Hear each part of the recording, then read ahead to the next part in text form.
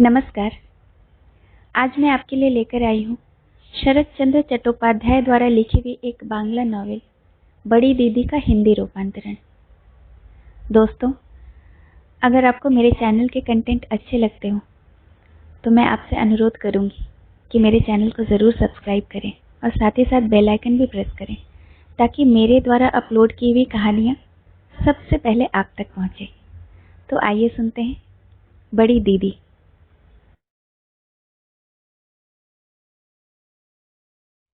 इस धरती पर एक विशिष्ट प्रकार के लोग भी बसते हैं। यह फूस की आग की तरह होते हैं। वह झट से जल उठते हैं और फिर चटपट बुझ जाते हैं।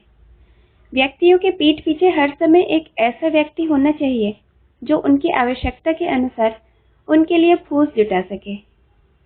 जब गृहस्थ की कन्याएं मिट्टी का दीपक जलाते समय उसमें तेल और बाती डालती हैं, तो दीपक के साथ एक सलाई भी रख देती हैं। जब दीपक की लौ मध्यम होने लगती है, तब उस सलाई की बहुत आवश्यकता होती है। उससे बाती उकसानी पड़ती है। यदि वह छोटी सी सलाई न हो तो तेल और बाती के रहते हुए भी दीपक का जलते रहना असंभव हो जाता है। सुरेंद्र नाथ का स्वभाव भी कुछ इसी प्रकार का है। उसमें बल, बुद्धि और आत्मविश्वास सभी कुछ है, लेकिन वह अकेला कोई काम पूरा नहीं कर सकता। जिस प्रकार वह उत्साह के साथ थोड़ा सा काम कर सकता है, उसी तरह अलसाकर सभी काम अधूरा छोड़कर चुपचाप भी बैठ सकता है। और उस समय उसे एक ऐसे व्यक्ति की आवश्यकता होती है जो उसे उस अधूरे काम को पूरा करने की प्रेरणा दे। सुरेंद्र के पिता सुदूर पश्चिम में वकालत करते हैं। बंगाल के साथ उनका अधिक संबंध नहीं है। वहीं पर सुरेंद्र ने 20 वर्ष की उम्र में एमए पास किया था, कुछ तो अपने गुणों से और कुछ अपनी विमाता के गुणों से। सुरेंद्र की विमाता ऐसे परिश्रम और लगन से उसके पीछे लगी रहती है कि अनेक अवसरों पर वह यह नहीं समझ पाता कि स्वयं भी उसका कोई स्वतंत्र व्यक्तित्व है या नहीं। सुरेंद्र नाम का कोई स्वतंत्र प्राणी इस संसार में रहता भी है या नहीं। विमाता की इच्छा ही मानव रूप धारण करके उससे सोना, जागना, पढ़ना, लिखना, परीक्षाएं पास कराना आदि सभी काम करवा लेती है। यह विमाता अपनी संतान के प्रति कुछ उदासीन रहने पर भी सुरेंद्र के प्रति जितनी सतर्क रहती है, उसकी कोई सीमा नहीं है। उसका थूकना, खखारना तक उसकी आंखों से छिपा नहीं रह सकता। इस कर्तव्य परायण नारी के शासन में रहकर सुरेंद्र ने पढ़ना लिखना तो सीख लिया, लेकिन आत्मनिर्भरता बिल्कुल नहीं सीखी। उसे अपने ऊपर रत्ती भर भी विश्वास नहीं। उसे यह तक विश्वास नहीं कि वह किसी भी काम को कुशलतापूर्वक पूरा कर सकता है। मुझे कब किस चीज की आवश्यकता होगी, कब मुझे कौन सा काम करना होगा, मुझे क्या नींद आ रही है, क्या मुझे भूख लग रही है, इसके लिए भी वह निश्चित नहीं कर पाता था। जब से उसने होश संभाला है, तब से अब तक के 15 वर्ष उसने विमाता पर निर्भर रह करके ही बिताए हैं। इसीलिए विमाता को उसके लिए ढेर सारे काम करने पड़ते हैं। दिन रात के 24 घंटे में से 22 घंटे तिरस्कार, उलाहने, डांट फटकार और मुंह बिगाड़ने के कामों के साथ साथ परीक्षा में पास होने के लिए उसे अपने निद्रा सुख से भी हाथ धो लेना पड़ता है। भला अपनी सौत के लड़के के लिए कब कौन इतना करता है? मोहल्ले टोले के लोग एक मुख से राय गृहिणी की प्रशंसा करते हुए नहीं उगाते हैं। सुरेंद्र के प्रति उसके आंतरिक प्रयासों में नाम भर के लिए भी कमी नहीं होती। यदि तिरस्कार और लांछना सुनने के बाद सुरेंद्र की आंखें और चेहरा लाल हो जाता, तो राय गृहिणी उसे ज्वर आने का लक्षण समझकर 3 दिनों तक साबूदाना खाने की व्यवस्था कर देती। मानसिक विकास और शिक्षा दीक्षा की प्रगति के प्रति उनकी दृष्टि और भी अधिक पैनी थी। सुरेंद्र के शरीर पर साफ सुथरे या आधुनिक फैशन के कपड़े देखते ही वह साफ समझ लेती थी कि लड़का शौकीन बनने लगा है, बाबू बनकर रहना चाहता है। और उसी समय 2-3 सप्ताह के लिए सुरेंद्र के कपड़े धोबी के घर जाने पर रोक लगा देती थी। बस इसी तरह सुरेंद्र के दिन बीतते थे। इस प्रकार स्नेहपूर्ण सतर्कता के बीच कभी कभी वह सोचने लगता कि शायद सभी लोगों के जीवन का प्रभात इसी प्रकार व्यतीत होता हो। लेकिन बीच बीच में कभी कभी आसपास के लोग उसके पीछे पड़कर उसके दिमाग में कुछ और ही प्रकार के विचार भर देते थे। एक दिन यह हुआ कि उसके मित्र ने आकर उसे परामर्श दिया कि अगर तुम्हारे जैसा बुद्धिमान लड़का इंग्लैंड चला जाए तो भविष्य में उसकी उन्नति की बहुत आशाएं हो सकती हैं और वह स्वदेश लौटकर अनेक लोगों पर उपकार कर सकता है। यह बात सुरेंद्र को बुरी नहीं मालूम हुई। वन में रहने वाले पक्षी की अपेक्षा पिंजड़े में रहने वाला पक्षी अधिक फड़फड़ाता है। सुरेंद्र की कल्पना में उसकी आंखों के आगे स्वाधीनता के प्रकाश से भरा स्वच्छंद वातावरण झिलमिलाने लगा और उसके पराधीन प्राण पागलों की तरह पिंजरे के चारों ओर फड़फड़ाकर घूमने लगे। उसने पिता के पास पहुंचकर निवेदन किया कि चाहे जिस तरह भी हो मेरे इंग्लैंड जाने की व्यवस्था कर दी जाए। साथ ही उसने यह भी कह दिया कि इंग्लैंड जाने पर सभी प्रकार की उन्नति की आशा है। पिता ने उत्तर दिया, अच्छा सोचूंगा। लेकिन घर की मालकिन की इच्छा इसके बिल्कुल विरुद्ध थी। वह पिता और पुत्र के बीच आंधी की तरह पहुंच गई और इस तरह ठहाका मारकर हंसी कि वह दोनों सन्नाटे में आ गए। गृहिणी ने कहा, तो फिर मुझे भी विलायत भेज दो, वरना वहां सुरेंद्र को संभालेगा कौन? जो यह नहीं जानता कि कब क्या खाना होता है, कब क्या पहनना होता है, उसे अकेले विलायत भेज रहे हो। जिस तरह घर के घोड़े को विलायत भेजना है, उसी तरह इसे विलायत भेजना है। घोड़े और बैल कम से कम इतना तो समझते हैं कि उसे भूख लगी है या नींद आ रही है, लेकिन तुम्हारा यह सुरेंद्र तो इतना भी नहीं समझता। और इतना कहकर वह फिर हंस पड़ी। हास्य की अधिकता देखकर राय महाशय बहुत शर्मिंदा हुए। सुरेंद्र ने समझ लिया कि इस अखंडनीय तर्क के विरुद्ध किसी भी प्रकार का प्रतिवाद नहीं किया जा सकता। उसने विलायत जाने की आशा छोड़ दी। यह सुनकर उसके मित्र को बहुत दुख हुआ, लेकिन वह विलायत जाने का कोई अन्य उपाय नहीं बता सका। हाँ, यह जरूर कहा कि ऐसा पराधीन जीवन जीने की अपेक्षा भीख मांगकर जीना कहीं बेहतर है। और यह निश्चित है कि जो व्यक्ति इस तरह सम्मानपूर्वक एमए पास कर सकता है, उसे अपना पेट पालने में कोई कठिनाई नहीं होगी। घर आकर सुरेंद्र इसी बात को सोचने लगा। उसने जितना ही सोचा, उतना ही मित्र के कथन की सच्चाई पर विश्वास हो गया। उसने निश्चय कर लिया कि भीख मांगकर ही जिया जाए। सभी लोग तो विलायत नहीं जा सकते, लेकिन इस तरह जिंदगी और मौत के बीच में रहकर उन्हें जीना भी नहीं पड़ता। एक दिन अंधेरी रात में वह घर से निकला और स्टेशन पहुंच गया और कलकत्ता का टिकट खरीदकर ट्रेन पर सवार हो गया।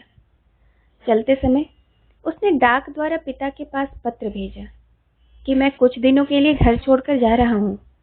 खोजने से कोई विशेष लाभ नहीं होगा, और यदि मेरा पता चल भी गया तो भी मेरे लौटने की कोई संभावना नहीं है। राय महाशय ने गृहिणी को पत्र दिखाया और बोले, सुरेंद्र अब बड़ा हो गया है, पढ़ लिख चुका है, अब उसके पंख निकल आए हैं। अगर वह अब भी न उड़ेगा तो कब उड़ेगा?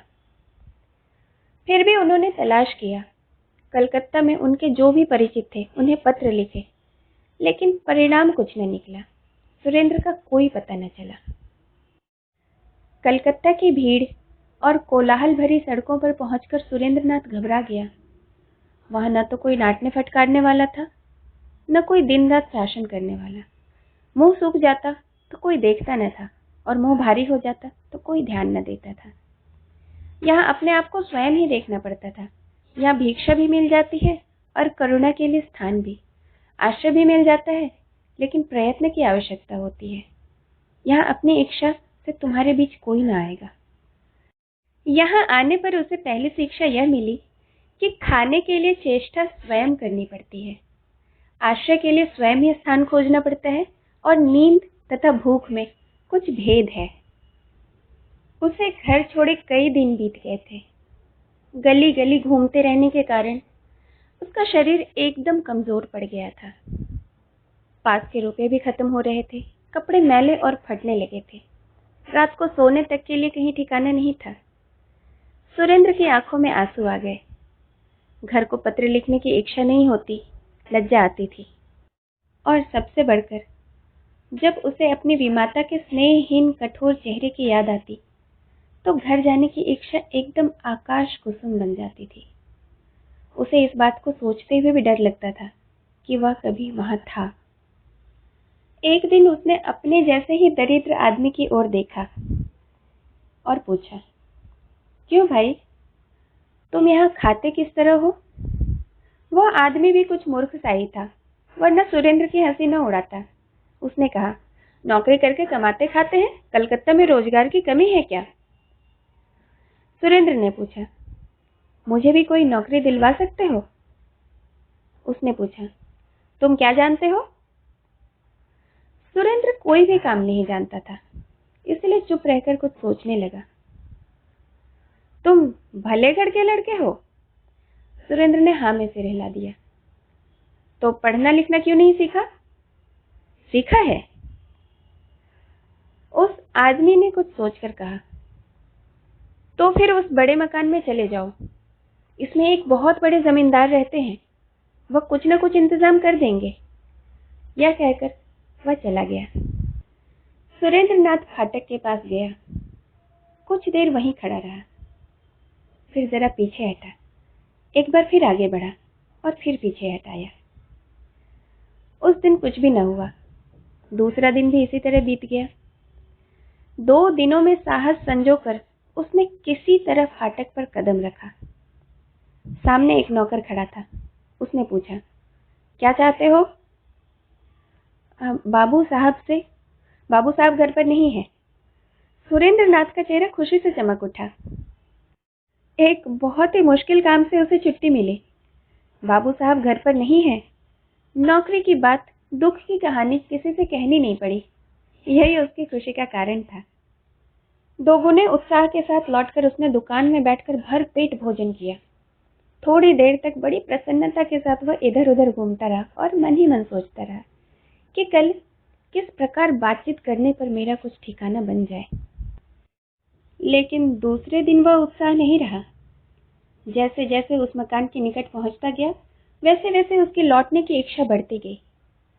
फिर जब वह फाटक के पास पहुंचा तो पूरी तरह हतोत्साहित हो गया। उसके पैर किसी भी तरह अंदर बढ़ने को तैयार नहीं थे। किसी भी तरह वह यह नहीं सोच पा रहा था कि आज वह स्वयं अपने लिए यहाँ आया है। ऐसा लग रहा था जैसे किसी ने ठेल ठाल कर उसे यहाँ भेज दिया हो।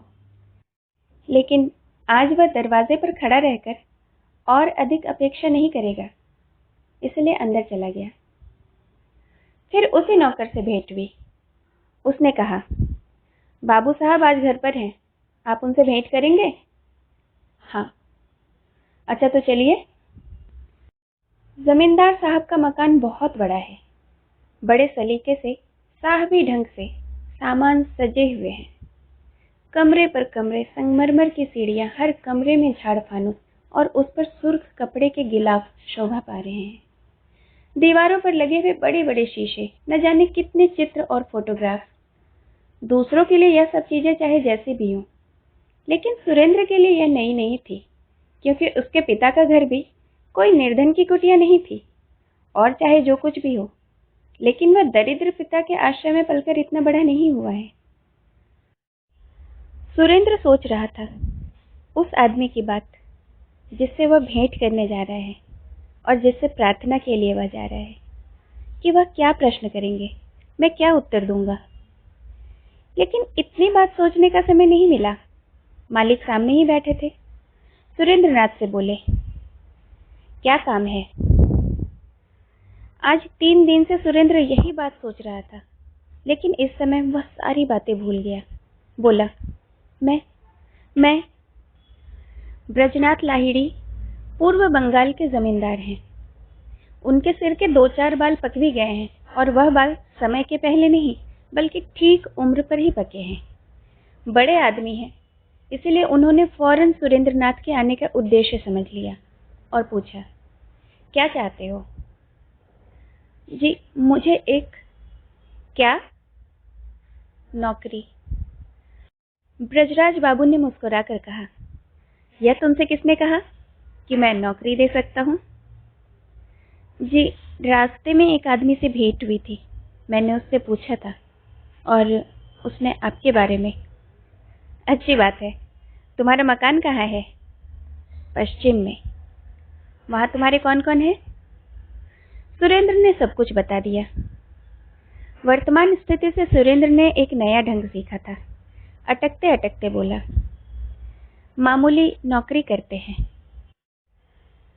लेकिन उससे काम नहीं चलता, इसलिए तुम कमाना चाहते हो? जी हाँ। यहाँ कहाँ रहते हो? कोई निश्चित जगह नहीं है, बस जहाँ तहाँ।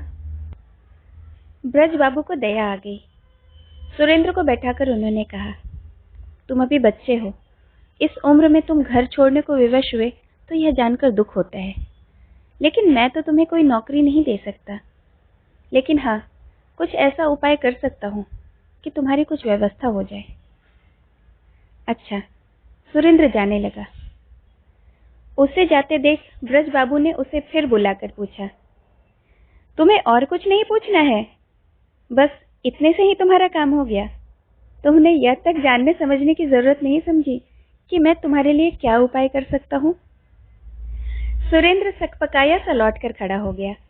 ब्रज बाबू ने हंसते हुए कहा, अब कहाँ जाओगे? जी, किसी दुकान पर। वहीं भोजन करोगे? जी हाँ, रोजाना ऐसा ही करता हूँ। तुमने कहाँ तक पढ़ना लिखना सीखा है? यूं ही थोड़ा सा सीखा है। मेरे लड़कों को पढ़ा सकते हो? सुरेंद्र प्रसन्न होकर कहा, हाँ, पढ़ा सकता हूँ। ब्रज बाबू फिर हंस पड़े। उन्होंने समझ लिया कि दुख और गरीबी के कारण इसका दिमाग ठिकाने नहीं है, क्योंकि बिना यह जाने समझे कि किसे पढ़ाना होगा और क्या पढ़ाना होगा, इस प्रकार प्रसन्न हो उठना उन्हें कोरा पागलपन ही जान पड़ा। उन्होंने कहा, अगर मैं कहूं कि वह बीए में पढ़ता है तो तुम किस तरह पढ़ा सकोगे?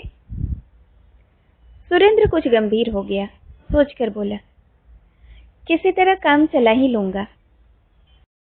ब्रज बाबू ने और कुछ नहीं कहा। नौकर को बुलाकर बोले, बंधु, इनके रहने के लिए जगह का इंतजाम कर दो और भोजन आदि की व्यवस्था भी कर दो। फिर वह सुरेंद्र की ओर देखकर बोले, संध्या के बाद मैं तुम्हें बुलावा लूंगा। तुम मेरे मकान में ही रहो और जब तक किसी नौकरी का इंतजाम न हो तब तक तुम मजे से यहाँ रह सकते हो। दोपहर को जब ब्रज बाबू भोजन करने गए तो उन्होंने अपनी बड़ी लड़की माधवी को बुलाकर कहा, बेटी, एक गरीब आदमी को घर में रहने के लिए जगह दे दी है। वह कौन है बाबूजी? गरीब आदमी है, इसके अलावा और कुछ नहीं जानता। लिखना पढ़ना शायद कुछ जानता है, क्योंकि जब तुम्हारे बड़े भाई को पढ़ाने के लिए कहा तो वह राजी हो गया। जो बीए क्लास को पढ़ाने का साहस कर सकता है, वह कम से कम तुम्हारी छोटी बहन को तो जरूर ही पढ़ा सकेगा। मैं सोचता हूँ प्रमिला को वही पढ़ाया करे। माधवी ने इस पर कोई आपत्ति नहीं की। संध्या के बाद ब्रज बाबू ने उसे बुलाकर यही बात कह दी। दूसरे ही दिन से सुरेंद्रनाथ प्रमिला को पढ़ाने लगा। प्रमिला की उम्र 7 वर्ष की है। वह बोधोदय पढ़ती है। अपनी बड़ी दीदी माधवी से अंग्रेजी की पहली पुस्तक मेंढक की कहानी तक पढ़ी थी। वह कॉपी, पुस्तक, स्लेट, पेंसिल, तस्वीर, लॉलीपॉप लाकर बैठ गई। डू नॉट मूव, सुरेंद्र ने कहा। डू नॉट मूव यानी हिलो मत। प्रमिला पढ़ने लगी, डू नॉट मूव, हिलो मत। इसके बाद सुरेंद्रनाथ ने उसकी ओर ध्यान देकर स्लेट खींच ली और पेंसिल लेकर उस पर कुछ अंक लिखने लगा। प्रॉब्लम पर प्रॉब्लम सॉल्व होने लगे और घड़ी में 7, 7 के बाद 8, 8 के बाद 9 बजने लगे। प्रमिला कभी इस करवट कभी उस करवट होकर किताब के तस्वीरों वाले पन्ने उलटती, कभी लेट जाती, कभी उठकर बैठ जाती, कभी मुंह में लॉलीपॉप रखकर चूसने लगती, कभी बेचारे मेंढक के शरीर पर स्याही पोतती हुई पड़ती। डू नॉट मूव, हिलो मत। मास्टर साहब, हम अंदर जाएं? अच्छा, जाओ। उसके सुबह का समय इसी प्रकार बीत जाता, लेकिन दोपहर का काम कुछ और ही तरह का था। ब्रज बाबू ने दया करके सुरेंद्रनाथ की नौकरी का प्रबंध करने के लिए कुछ भले लोगों के नाम पत्र लिख दिए थे। सुरेंद्रनाथ उन पत्रों को जेब में रखकर घर से निकल पड़ता। पता लगाकर उन लोगों के मकानों के सामने पहुंच जाता और देखता कि मकान कितना बड़ा है, उसमें कितने दरवाजे और खिड़कियां हैं, बाहर की ओर कितने कमरे हैं, मकान 2 मंजिला है या 3 मंजिला, सामने कोई रोशनी का खंबा है या नहीं आदि। इसके बाद संध्या होने के पहले ही घर लौट आता था। कलकत्ता आने पर सुरेंद्र नाथ ने कुछ पुस्तकें खरीद ली थी। इनके अलावा कुछ पुस्तकें वह घर से भी लेकर आया था। गैस की रोशनी में बैठकर वह उन्हीं पुस्तकों को पढ़ता रहता। ब्रज बाबू अगर कभी उससे कोई काम धंधे की बात पूछे तो या तो वह चुप रह जाता था या कह दिया करता था कि उन सज्जन से भेंट नहीं हुई। लगभग 4 वर्ष हुए ब्रजराज बाबू की पत्नी का स्वर्गवास हो गया था। बुढ़ापे में पत्नी वियोग का दुख बूढ़े ही समझ सकते हैं, लेकिन इस बात को जाने दीजिए। उनकी लाडली बेटी माधवी इस 16 वर्ष की उम्र में अपने पति को गवा बैठी है। उससे ब्रजराज बाबू के बदन का आधा लहू सूख गया है। उन्होंने बड़े शौक और धूमधाम से अपनी कन्या का विवाह किया था। वह स्वयं धन संपन्न थे, इसलिए उन्होंने धन की ओर बिल्कुल ध्यान न दिया था। लड़के के पास धन संपत्ति है या नहीं, इसकी खोज उन्होंने नहीं की थी। केवल यह देखा कि लड़का पढ़ लिख रहा है, सुंदर है, सुशील है, सीधा साधा है। बस यही देखकर उन्होंने माधवी का विवाह कर दिया था। 11 वर्ष की उम्र में माधवी का विवाह हुआ था। 3 वर्ष तक वह अपने पति के यहाँ रही। प्यार दुलार सब कुछ उसे मिला, लेकिन उसके पति योगेंद्र नाथ जीवित नहीं रहे। माधवी के इस जीवन के सारे अरमानों पर पानी फेरकर और ब्रजराज बाबू के कलेजे में बरछी भोंककर वह स्वर्ग सिधार गए। मरने के समय जब माधवी फूट फूट कर रोने लगी, तब उन्होंने बहुत ही कोमल स्वर में कहा था, माधवी, मुझे इसी बात का सबसे अधिक दुख नहीं, दुख है तो इस बात का कि तुम्हें जीवन भर कष्ट भोगना पड़ेगा। मैं तुम्हें आदर सम्मान आदि कुछ भी तो न दे सका। इसके बाद योगेंद्र नाथ के सीने पर आंसुओं की धारा बह चली थी।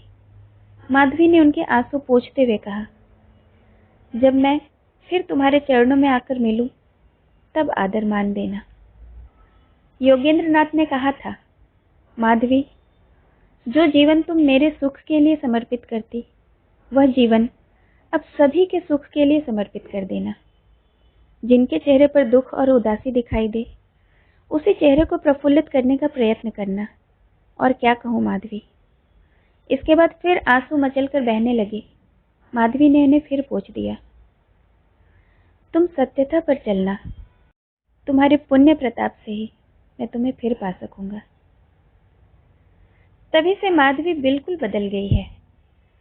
क्रोध, द्वेष, हिंसा आदि जो भी उसके स्वभाव में शामिल थे, उन सबको उसने अपने स्वामी की चिता के साथ में भस्म करके सदा सदा के लिए गंगा जल में प्रवाहित कर दिया। जीवन में जो भी साध और आकांक्षाएं होती हैं, विधवा हो जाने पर कहीं चली नहीं जाती। जब मन में कोई साध सिर उठती है तो वह अपने स्वामी की बात सोचने लगती है। जब वह नहीं है तब फिर यह सब क्यों? किसके लिए दूसरों से डाह करूं? किसके लिए दूसरों की आंखों से आंसू बहाऊं? और वह सब हीन प्रवृत्तियां उसमें थी भी नहीं। वह बड़े आदमी की बेटी है। ईर्ष्या द्वेष उसने कभी सीखा भी नहीं था। उसके बगीचे में बहुत से फूल खिलते हैं। पहले वह उन फूलों की माला गूंथकर अपने स्वामी के गले में पहनाती थी, लेकिन अब स्वामी नहीं है, इसलिए उसने फूलों के पेड़ पौधे कटवाए नहीं। अब भी उन पर उसी प्रकार फूल खिलते हैं, लेकिन वह धरती पर गिरकर मुरझा जाते हैं। अब वह उन फूलों की माला नहीं पिरोती, उन सबको इकट्ठा करके अंजलि भर भर कर दीन दुखियों को बांट देती है। जिनके पास नहीं है उन्हीं को देती है। इसमें जरा सी भी कंजूसी नहीं करती, जरा भी मुंह भारी नहीं करती। जिस दिन ब्रज बाबू की पत्नी परलोक सिधारी, उसी दिन से इस घर में कोई व्यवस्था नहीं रह गई थी। सभी लोग अपनी अपनी चिंता में रहते, कोई किसी की ओर ध्यान नहीं देता था। सभी के लिए एक एक नौकर मुकर्रर था। हर नौकर केवल अपने मालिक का काम करता था। रसोई घर में रसोइया भोजन बनाता और एक बड़े अन्न सत्र की तरह सब अपनी अपनी पत्तल बिछाकर बैठ जाते। किसी को खाना मिल पाता, किसी को न मिल पाता। कोई इस बात को जानने का प्रयत्न भी न करता था। लेकिन जिस दिन से माधवी भादो मास की गंगा की तरह अपना रूप, स्नेह और ममता लेकर अपने पिता के घर लौट गई, उस दिन से घर में एक नया बसंत लौट आया। सभी लोग उसे बड़ी बहन कहकर पुकारते हैं। घर का पालतू कुत्ता तक शाम को एक बार बड़ी बहन को अवश्य देखना चाहता है, मानो इतने आदमियों में से उसने भी एक को स्नेहमयी और दयामयी मानकर चुन लिया है। घर के मालिक से लेकर नायाब, गुमाश्ते, दास दासियां बड़ी दीदी पर ही निर्भर रहते हैं, कारण कुछ भी हो, लेकिन सभी के मन में यह धारणा बैठ गई है कि बड़ी दीदी पर हमारा कुछ विशेष अधिकार है। स्वर्ग का कल्पतरु हम में से किसी ने भी नहीं देखा, यह भी नहीं जानते कि कभी देख पाएंगे या नहीं, इसीलिए उसके विषय में कुछ बात नहीं कह सकते। लेकिन ब्रज बाबू की गृहस्थी में सभी लोगों ने एक कल्पतरु पा लिया है।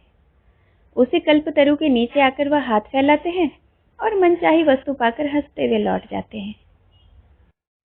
इस प्रकार के परिवार के बीच सुरेंद्र नाथ ने एक नए ढंग का जीवन व्यतीत करने का मार्ग देखा।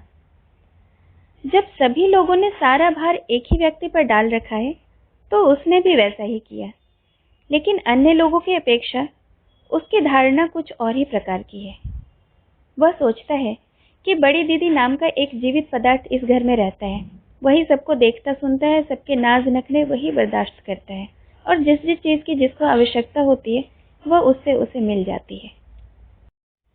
कलकत्ता की सड़कों पर घूम घूम कर उसने अपनी चिंता करने की आवश्यकता थोड़ी सी जानी समझी थी, लेकिन इस घर में आने पर वह इस बात को एकदम भूल गया कि कोई ऐसा दिन भी था जब मुझे स्वयं की चिंता करनी पड़ी या भविष्य में कभी करनी पड़ेगी। धोती, कुर्ता, जूता, छाता, घड़ी, जो कुछ भी चाहिए सभी उसके लिए हाजिर है। रुमाल से कोई उसके लिए अच्छी तरह सजा कर रख जाता है। पहले कौतूहल होता था और वह पूछता था, यह सब चीजें कहाँ से आई? उत्तर मिलता, बड़ी दीदी ने भेजी है। आजकल जलपान की प्लेट तक देखकर वह समझ लेता है कि यह बड़ी दीदी ने ही बड़े प्रयत्न से सजाया है। गणित के प्रश्न हल करने बैठा तो एक दिन उसे कंपास का ख्याल आया। उसने प्रमिला से कहा, प्रमिला, बड़ी दीदी के यहाँ से कंपास लाओ। बड़ी दीदी को कंपास से कोई काम नहीं पड़ता था, इसीलिए वह उसके पास नहीं था, लेकिन उसने तत्काल ही आदमी को बाजार भेज दिया। संध्या को सुरेंद्रनाथ टहलकर लौटा तो उसने देखा टेबल पर वांछित वस्तुएं रखी हुई हैं। दूसरे दिन सवेरे प्रमिला ने कहा, मास्टर साहब, बड़ी दीदी ने वह भेज दिया है। इसके बाद बीच बीच में एक आध चीज ऐसी मांग बैठता जिसके लिए माधवी बड़ी संकट में पड़ जाती। बहुत खोज करती, तब जाकर कहीं प्रार्थना पूरी कर पाती थी। फिर भी वह यह न कहती कि मैं यह चीज न दे सकूंगी। कभी वह अचानक ही प्रमिला से कह बैठता, बड़ी दीदी के पास से 5 पुरानी धोतियां ले आओ, भिखारियों को देनी है। नई और पुरानी धोतियां छांटने की फुर्सत माधवी को हर समय नहीं रहती थी, इसलिए वह पहनने की ही 5 धोतियां भेज देती और फिर ऊपर की खिड़की से देखती कि 4-5 गरीब जय जयकार करते चले जा रहे हैं, उन लोगों को कपड़े मिल गए हैं। सुरेंद्रनाथ के इस प्रकार के छोटे मोटे आवेदन रूपी अत्याचार नित्य ही माधवी को सहने पड़ते थे, लेकिन धीरे धीरे माधवी को इन सब बातों का ऐसा अभ्यास हो गया कि अब उसे ख्याल भी नहीं आता कि उसके घर में कोई एक नया आदमी आकर नित्य प्रति के कामों में नए नए तरह के छोटे मोटे उपद्रव मचा रहा है। लेकिन यही नहीं, इस नए व्यक्ति के लिए आजकल माधवी को बहुत ही सतर्क रहना पड़ता है। काफी खोज खबर लेनी पड़ती है। यदि वह अपनी जरूरत की सभी चीजें स्वयं मंगा लिया करता तो माधवी की मेहनत आधी कम हो जाती। लेकिन सबसे बड़ी चिंता की बात यह है कि वह अपने लिए कभी भी कोई चीज नहीं मंगाता। पहले माधवी यह न जान सकी कि सुरेंद्रनाथ उदासीन प्रकृति का आदमी है। सुबह की चाय ठंडी हो जाती है, वह पीता ही नहीं। जलपान तक को छूने का उसे ध्यान न रहता था। कभी कभी कुत्ते को खिला देता। खाना खाने बैठता तो खाने की चीजों का रत्ती भर भी सम्मान न करता, या तो एक और हटा देता, नीचे डाल देता, छिपा कर रख देता, जैसे उसे कोई भी चीज रचती ही न हो। नौकर चाह कर कहते, भास्कर साहब तो पागल हैं, न कुछ देखते हैं न कुछ जानते हैं, बस किताब लिए बैठे रहते हैं। ब्रज बाबू बीच बीच में पूछते कि नौकरी की कोई व्यवस्था हुई या नहीं। सुरेंद्र इस प्रश्न का कुछ यूं ही सा उत्तर दे दिया करता था। माधवी यह सब बातें अपने पिता से सुनती और समझ जाती थी कि मास्टर साहब नौकरी पाने का रत्ती भर भी प्रयत्न नहीं करते हैं। उनकी इच्छा भी नहीं है। जो कुछ मिल गया है वह उसी से संतुष्ट हैं। सवेरे 10 बजे ही बड़ी बहन की ओर से स्नान और भोजन का तकाजा आ जाता था। अच्छी तरह से भोजन न करने पर बड़ी दीदी की ओर से प्रमिला आकर शिकायत कर जाती थी। अधिक रात तक किताब लिए बैठे रहने पर नौकर आकर गैस की चाबी बंद कर देता था। मना करने पर अनसुना कर देता, कहता बड़ी दीदी का हुक्म है। एक दिन माधवी ने अपने पिता से हंसते हुए कहा, बाबूजी, जैसे प्रमिला है ठीक वैसे ही उसके मास्टर साहब हैं। क्यों बेटी? दोनों ही बच्चे हैं। जिस तरह प्रमिला नहीं समझती उसे कब किस चीज की आवश्यकता है, कब खाना चाहिए, कब क्या काम करना उचित है, ठीक वैसे ही उसके मास्टर भी हैं। अपनी आवश्यकताओं को जानते ही नहीं, असमय ऐसी चीज मांग बैठते हैं कि होश हवास ठीक रहने की हालत में कोई व्यक्ति ऐसी चीजें नहीं मांग सकता। ब्रज बाबू कुछ समझ न सके, माधवी के मुंह की ओर देखते रहे। माधवी ने हंसते हुए पूछा, तुम्हारी बेटी प्रमिला समझती है कि उसे कब किस चीज की जरूरत है? नहीं, वह तो नहीं समझती। और असमय उत्पात करती रहती है? हाँ, सो तो करती है। मास्टर साहब भी ऐसा ही करते हैं। ब्रजबाबू ने हंसते हुए कहा, मालूम होता है लड़का कुछ पागल है। पागल नहीं है, जान पड़ता है किसी बड़े आदमी का लड़का है। ब्रजबाबू ने चकित होकर पूछा, कैसे जाना? माधवी जानती नहीं थी, केवल समझती थी। सुरेंद्र अपना एक भी काम स्वयं नहीं कर सकता था, वह हमेशा दूसरों पर निर्भर रहता था। अगर कोई दूसरा काम कर देता तो काम हो जाता, अगर नहीं करता तो नहीं होता। कार्य करने की क्षमता न होने से ही माधवी उसे पहचान गई है। वह सोचती है कि आरंभ से ही उसमें इन कामों को करने की आदत नहीं है। विशेष रूप से उसके खाना खाने के तरीकों ने माधवी को और भी अधिक चकित कर दिया है। खाने की कोई भी चीज उसे अपनी तरफ पूरी तरह आकर्षित नहीं कर पाती। कोई भी चीज वह पेट भर के नहीं खाता, किसी चीज को खाने की रुचि नहीं होती। उसका यह बूढ़ों जैसा वैराग्य, बच्चों जैसी सरलता, पागलों जैसी उपेक्षा। कोई खाने को देता है तो खा लेता है, नहीं देता तो नहीं खाता। यह सब माधवी को बहुत ही रहस्यपूर्ण जान पड़ता और इसीलिए उसके मन में उसके प्रति दया और करुणा जाग उठी है। वह किसी की ओर देखता नहीं, इसका कारण लज्जा नहीं, बल्कि उसे आवश्यकता नहीं होती, इसीलिए वह कभी भी किसी की ओर नहीं देखता। लेकिन जब उसे आवश्यकता होती है तो उसे समय असमय का ध्यान ही नहीं रहता। एकदम से बड़ी दीदी के पास उसका निवेदन आ पहुंचता और उसे सुनकर माधवी मुस्कुराती और सोचती कि यह आदमी बिल्कुल बालकों जैसा है, बिल्कुल सरल और सीधा साधा। मनोरमा माधवी की सहेली है। बहुत दिनों से उसने मनोरमा को कोई पत्र नहीं लिखा था। अपने पत्र का उत्तर न पाकर मनोरमा रूठ गई थी। आज दोपहर को कुछ समय निकालकर माधवी उसे पत्र लिखने बैठी। तभी प्रमिला ने आकर पुकारा, बड़ी दीदी। माधवी ने सिर उठाकर पूछा, क्या है रे? मास्टर साहब का चश्मा कहीं खो गया है, एक चश्मा दो। माधवी हंस पड़ी, बोली, जाकर अपने मास्टर साहब को कह दे, क्या मैंने चश्मों की दुकान खोल रखी है? प्रमिला दौड़ कर जाने लगी तो माधवी ने उसे पुकारा, कहाँ जा रही है? उनसे कहने। अच्छा, इसके बजाय गुमाश्ता जी को बुला ला। प्रमिला जाकर गुमाश्ता जी को बुला लाई। माधवी ने उनसे कहा, मास्टर साहब का चश्मा खो गया है, उन्हें एक अच्छा सा चश्मा दिला दो। गुमाश्ता जी के चले जाने के बाद वह फिर मनोरमा को पत्र लिखने लगी।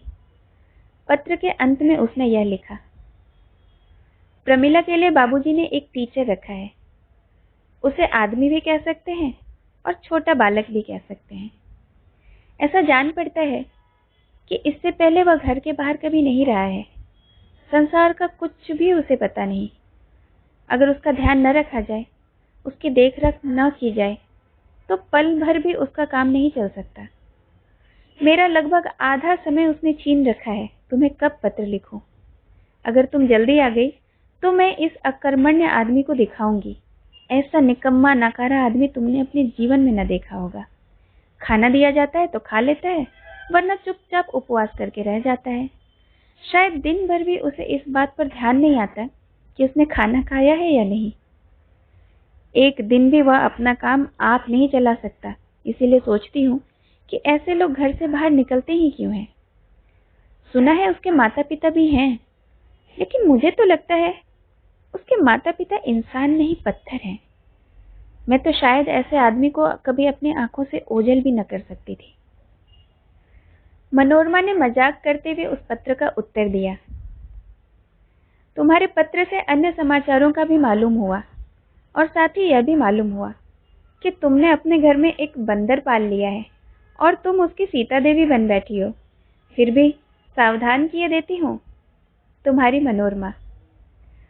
पत्र पढ़कर माधवी उदास हो गई। उसने उत्तर में लिखा, तुम मुंहजली हो, इसलिए वह नहीं जानती कि किसके साथ कैसा मजाक करना चाहिए। प्रमिला से माधवी ने पूछा, तुम्हारे मास्टर का चश्मा कैसा रहा? प्रमिला ने कहा, ठीक रहा। मास्टर साहब उस चश्मे को लगाकर खूब मजे से पढ़ते हैं, इसी से मालूम हुआ। उन्होंने खुद कुछ नहीं कहा? माधवी ने पूछा। नहीं नहीं, कुछ भी नहीं कहा। कुछ भी नहीं कहा? अच्छा है या बुरा है? नहीं, कुछ नहीं कहा। माधवी का हर समय प्रफुल्लित रहने वाला चेहरा पल भर के लिए उदास हो गया, लेकिन फिर तुरंत ही हंसते हुए बोली, अपने मास्टर साहब से कह देना कि अपना चश्मा फिर से न खो दें। अच्छा, कह दूंगी। धत पगली, ऐसी भी बातें कहीं कही जाती है। शायद वह अपने मन में कुछ ख्याल करने लगेंगे। अच्छा, तो फिर नहीं कहूंगी। हाँ, कुछ मत कहना। शिवचंद्र माधवी का भाई है। एक दिन माधवी ने उससे पूछा, जानते हो प्रमिला के मास्टर दिन रात क्या पढ़ते रहते हैं? शिवचंद्र बीए पढ़ता था। प्रमिला के तुच्छ मास्टर जैसों को वह कुछ समझता ही नहीं था। उपेक्षा से बोला, अरे कुछ नाटक उपन्यास पढ़ते होंगे, और क्या पढ़ेंगे। लेकिन माधवी को इस बात पर विश्वास नहीं हुआ। उसने प्रमिला के द्वारा सुरेंद्र की एक पुस्तक चोरी से मंगवा ली और अपने भाई के हाथ में देकर बोली, मुझे तो यह नाटक या उपन्यास नहीं दिखाई देता।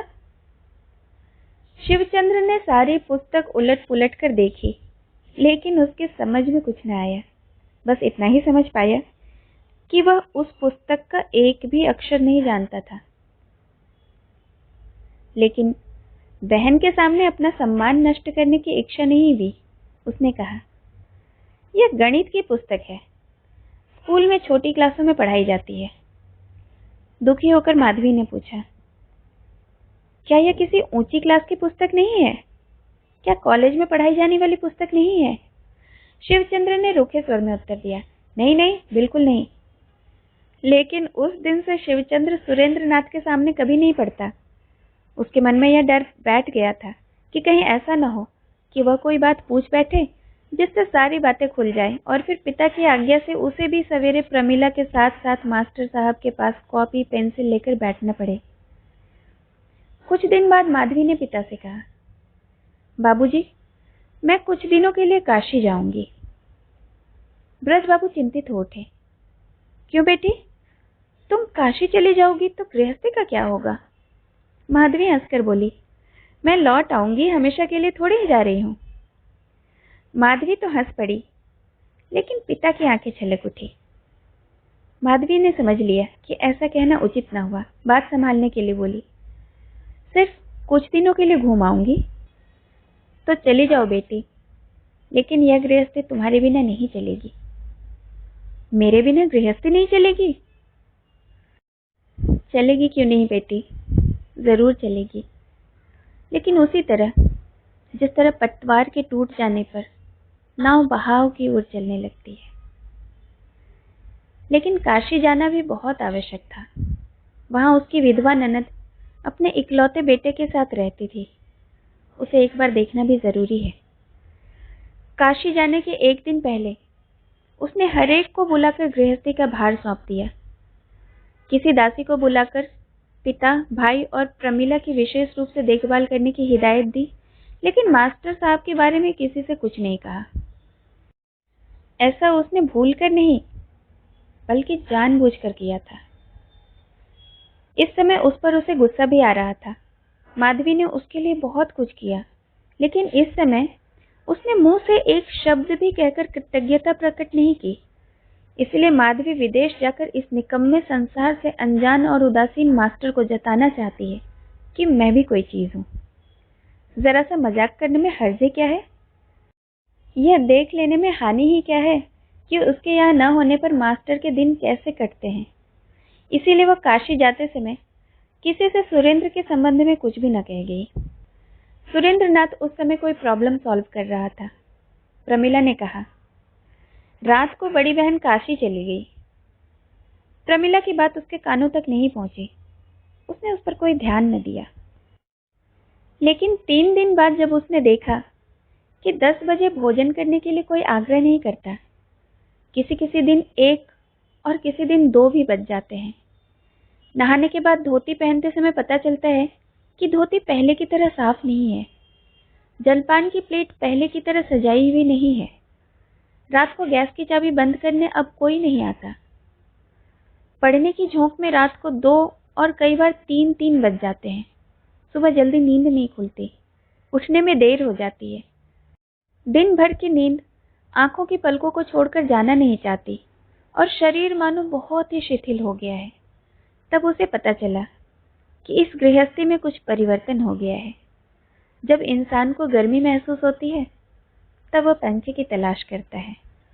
सुरेंद्र नाथ ने पुस्तक पर से नजर हटाकर पूछा, क्यों प्रमिला, क्या बड़ी बहन यहाँ नहीं है? उसने कहा, वह काशी गई है। ओह, तभी तो। 2 दिन के बाद उसने अचानक प्रमिला की ओर देखकर पूछा, बड़ी बहन कब तक आएंगी? सुरेंद्र नाथ ने फिर पुस्तक की ओर ध्यान लगा दिया। और भी 5 दिन बीत गए। सुरेंद्र नाथ ने पेंसिल पुस्तक के ऊपर रखकर पूछा, प्रमिला, 1 महीने में और कितने दिन बाकी हैं? बहुत दिन। पेंसिल उठाकर सुरेंद्र नाथ ने चश्मा उतारा। उसने दोनों शीशे साफ किए और फिर खाली आंखों से पुस्तक की ओर देखने लगा। दूसरे दिन उसने प्रमिला से पूछा, प्रमिला, तुम बड़ी बहन को चिट्ठी क्यों नहीं लिखती? लिखती क्यों नहीं? तो जल्दी आने के लिए नहीं लिखा? नहीं। सुरेंद्र ने गहरी सांस लेकर कहा। तभी तो, प्रमिला बोली, मास्टर साहब, अगर बड़ी बहन आ जाए तो अच्छा होगा। हाँ, अच्छा तो होगा। आने के लिए लिख दो? हाँ, लिख दो, सुरेंद्र ने खुश होकर कहा। आपके बारे में भी लिख दो? हाँ, लिख दो। उसे लिख दो कहने में किसी भी प्रकार की दुविधा महसूस नहीं हुई, क्योंकि वह कोई भी लोक व्यवहार नहीं जानता था। उसकी समझ में यह बात बिल्कुल नहीं आई कि बड़ी बहन के से आने के लिए अनुरोध करना उसके लिए उचित नहीं है, सुनने में भी अच्छा नहीं लगता। लेकिन जिसके न रहने से उसे बहुत कष्ट होता है और जिसके न होने से उसका कोई भी काम न चलता, उससे वापस आने के लिए कहना उसे जरा भी अनुचित प्रतीत नहीं हुआ। इस संसार में जिस लोगों में कौतूहल कम होता है वह साधारण मानव समाज से कुछ बाहर होते हैं। जिस दल में साधारण लोग रहते हैं उस दल के साथ उन लोगों का मेल नहीं बैठता। साधारण लोगों के विचारों से उनके विचार नहीं मिलते। सुरेंद्र नाथ के स्वभाव में कौतूहल शामिल नहीं है। उसे जितना जानना आवश्यक होता है वह बस उतना ही जानने की चेष्टा करता है। इससे बाहर अपनी इच्छा से एक कदम भी नहीं रखना चाहता है। इसके लिए उसे समय भी नहीं मिल पाता, इसीलिए उसे बड़ी बहन के बारे में कुछ मालूम भी नहीं था। इस परिवार में उसके इतने दिन बीत गए। इन 3 महीनों तक उसने अपना सारा भार बड़ी दीदी पर छोड़कर अपने दिन बड़े सुख से बिता दिए। लेकिन उसके मन में यह जानने की रत्ती भर भी जिज्ञासा नहीं हुई कि बड़ी दीदी नाम का प्राणी कैसा है, कितना बड़ा है, उसकी उम्र क्या है, देखने में कैसा है, उसमें क्या क्या गुण है। वह कुछ नहीं जानता था। न ही उसके जानने की कभी इच्छा हुई और न ही उसके ध्यान में यह कभी आया। सभी लोग बड़ी दीदी कहते हैं, इसीलिए वह भी बड़ी दीदी करता है। सभी उसे स्नेह करते हैं, उसका सम्मान करते हैं, इसीलिए वह भी करता है। उसके पास संसार की हर वस्तु का भंडार पड़ा है। जो भी मांगता है उसे मिल जाता है। और यदि उसके भंडार में से सुरेंद्र ने कुछ ले भी लिया हो तो इसमें अचंभे की कौन सी बात है। बादलों का काम जिस तरह पानी बरसाना है, उसी तरह बड़ी दीदी का काम सबको स्नेह करना और सबकी खोज खबर रखना है। जिस समय वर्षा होती है उस समय जो भी हाथ बढ़ाता है उसको सब मिल जाता है। बड़ी दीदी के सामने हाथ फैलाने पर भी जो मांगो मिल जाता है, जैसे वह भी बादलों की तरह नेत्रों, कामनाओं और आकांक्षाओं से रहित है। अच्छी तरह विचार करके उसने अपने मन में इसी प्रकार की धारणा बना रखी है। आज वह जान गया कि उसके बिना उसका काम एक पल भी नहीं चल सकता। वह जब अपने घर पर था तो या तो वह अपने पिता को जानता था या विमाता को। वह यह भी समझता था कि उन दोनों के कर्तव्य क्या हैं। किसी बड़ी दीदी के साथ उसका कभी परिचय नहीं हुआ था। वह न तो किसी बड़ी दीदी को जानता था न पहचानता था। वह केवल उसके नाम को जानता और नाम को ही पहचानता। व्यक्ति का जैसे कोई महत्व ही नहीं, नाम ही सब कुछ है। लोग जिस प्रकार अपने इष्ट देवता को नहीं देख पाते, केवल नाम से ही परिचित होते हैं, उसी नाम के आगे दुख और कष्ट के समय अपना संपूर्ण हृदय खोलकर रख देते हैं। नाम के आगे ही घुटने टेक कर दया की भिक्षा मांगते हैं, आंखों में आंसू लाते हैं, फिर सुनी सुनी नजरों से किसी को देखना चाहते हैं, लेकिन दिखाई नहीं देता। अस्पष्ट जीवा केवल एक दो अस्फुट शब्दों का उच्चारण करके ही रुक जाती है। ठीक इसी प्रकार दुख पाने पर सुरेंद्रनाथ स्फुट शब्दों में पुकार उठा, बड़ी दीदी। तब तक सूर्योदय नहीं हुआ था। केवल आकाश के पूर्वी छोर पर उषा की लालिमा ही फैली थी। प्रमिला ने आकर सोए हुए सुरेंद्रनाथ का गला पकड़कर पुकारा, मास्टर साहब। सुरेंद्रनाथ की नींद से बोझिल पलकें खुल गई। क्या है प्रमिला? बड़ी दीदी आ गई। सुरेंद्रनाथ उठकर बैठ गया। प्रमिला का हाथ पकड़ के बोला, चलो देख आए। बड़ी दीदी को देखने की इच्छा उसके मन में किस तरह पैदा हुई कहा नहीं जा सकता, और यह भी नहीं समझ में आता कि इतने दिनों बाद यह इच्छा क्यों पैदा हुई। प्रमिला का हाथ थाम आंखें मलता हुआ वह अंदर चला गया।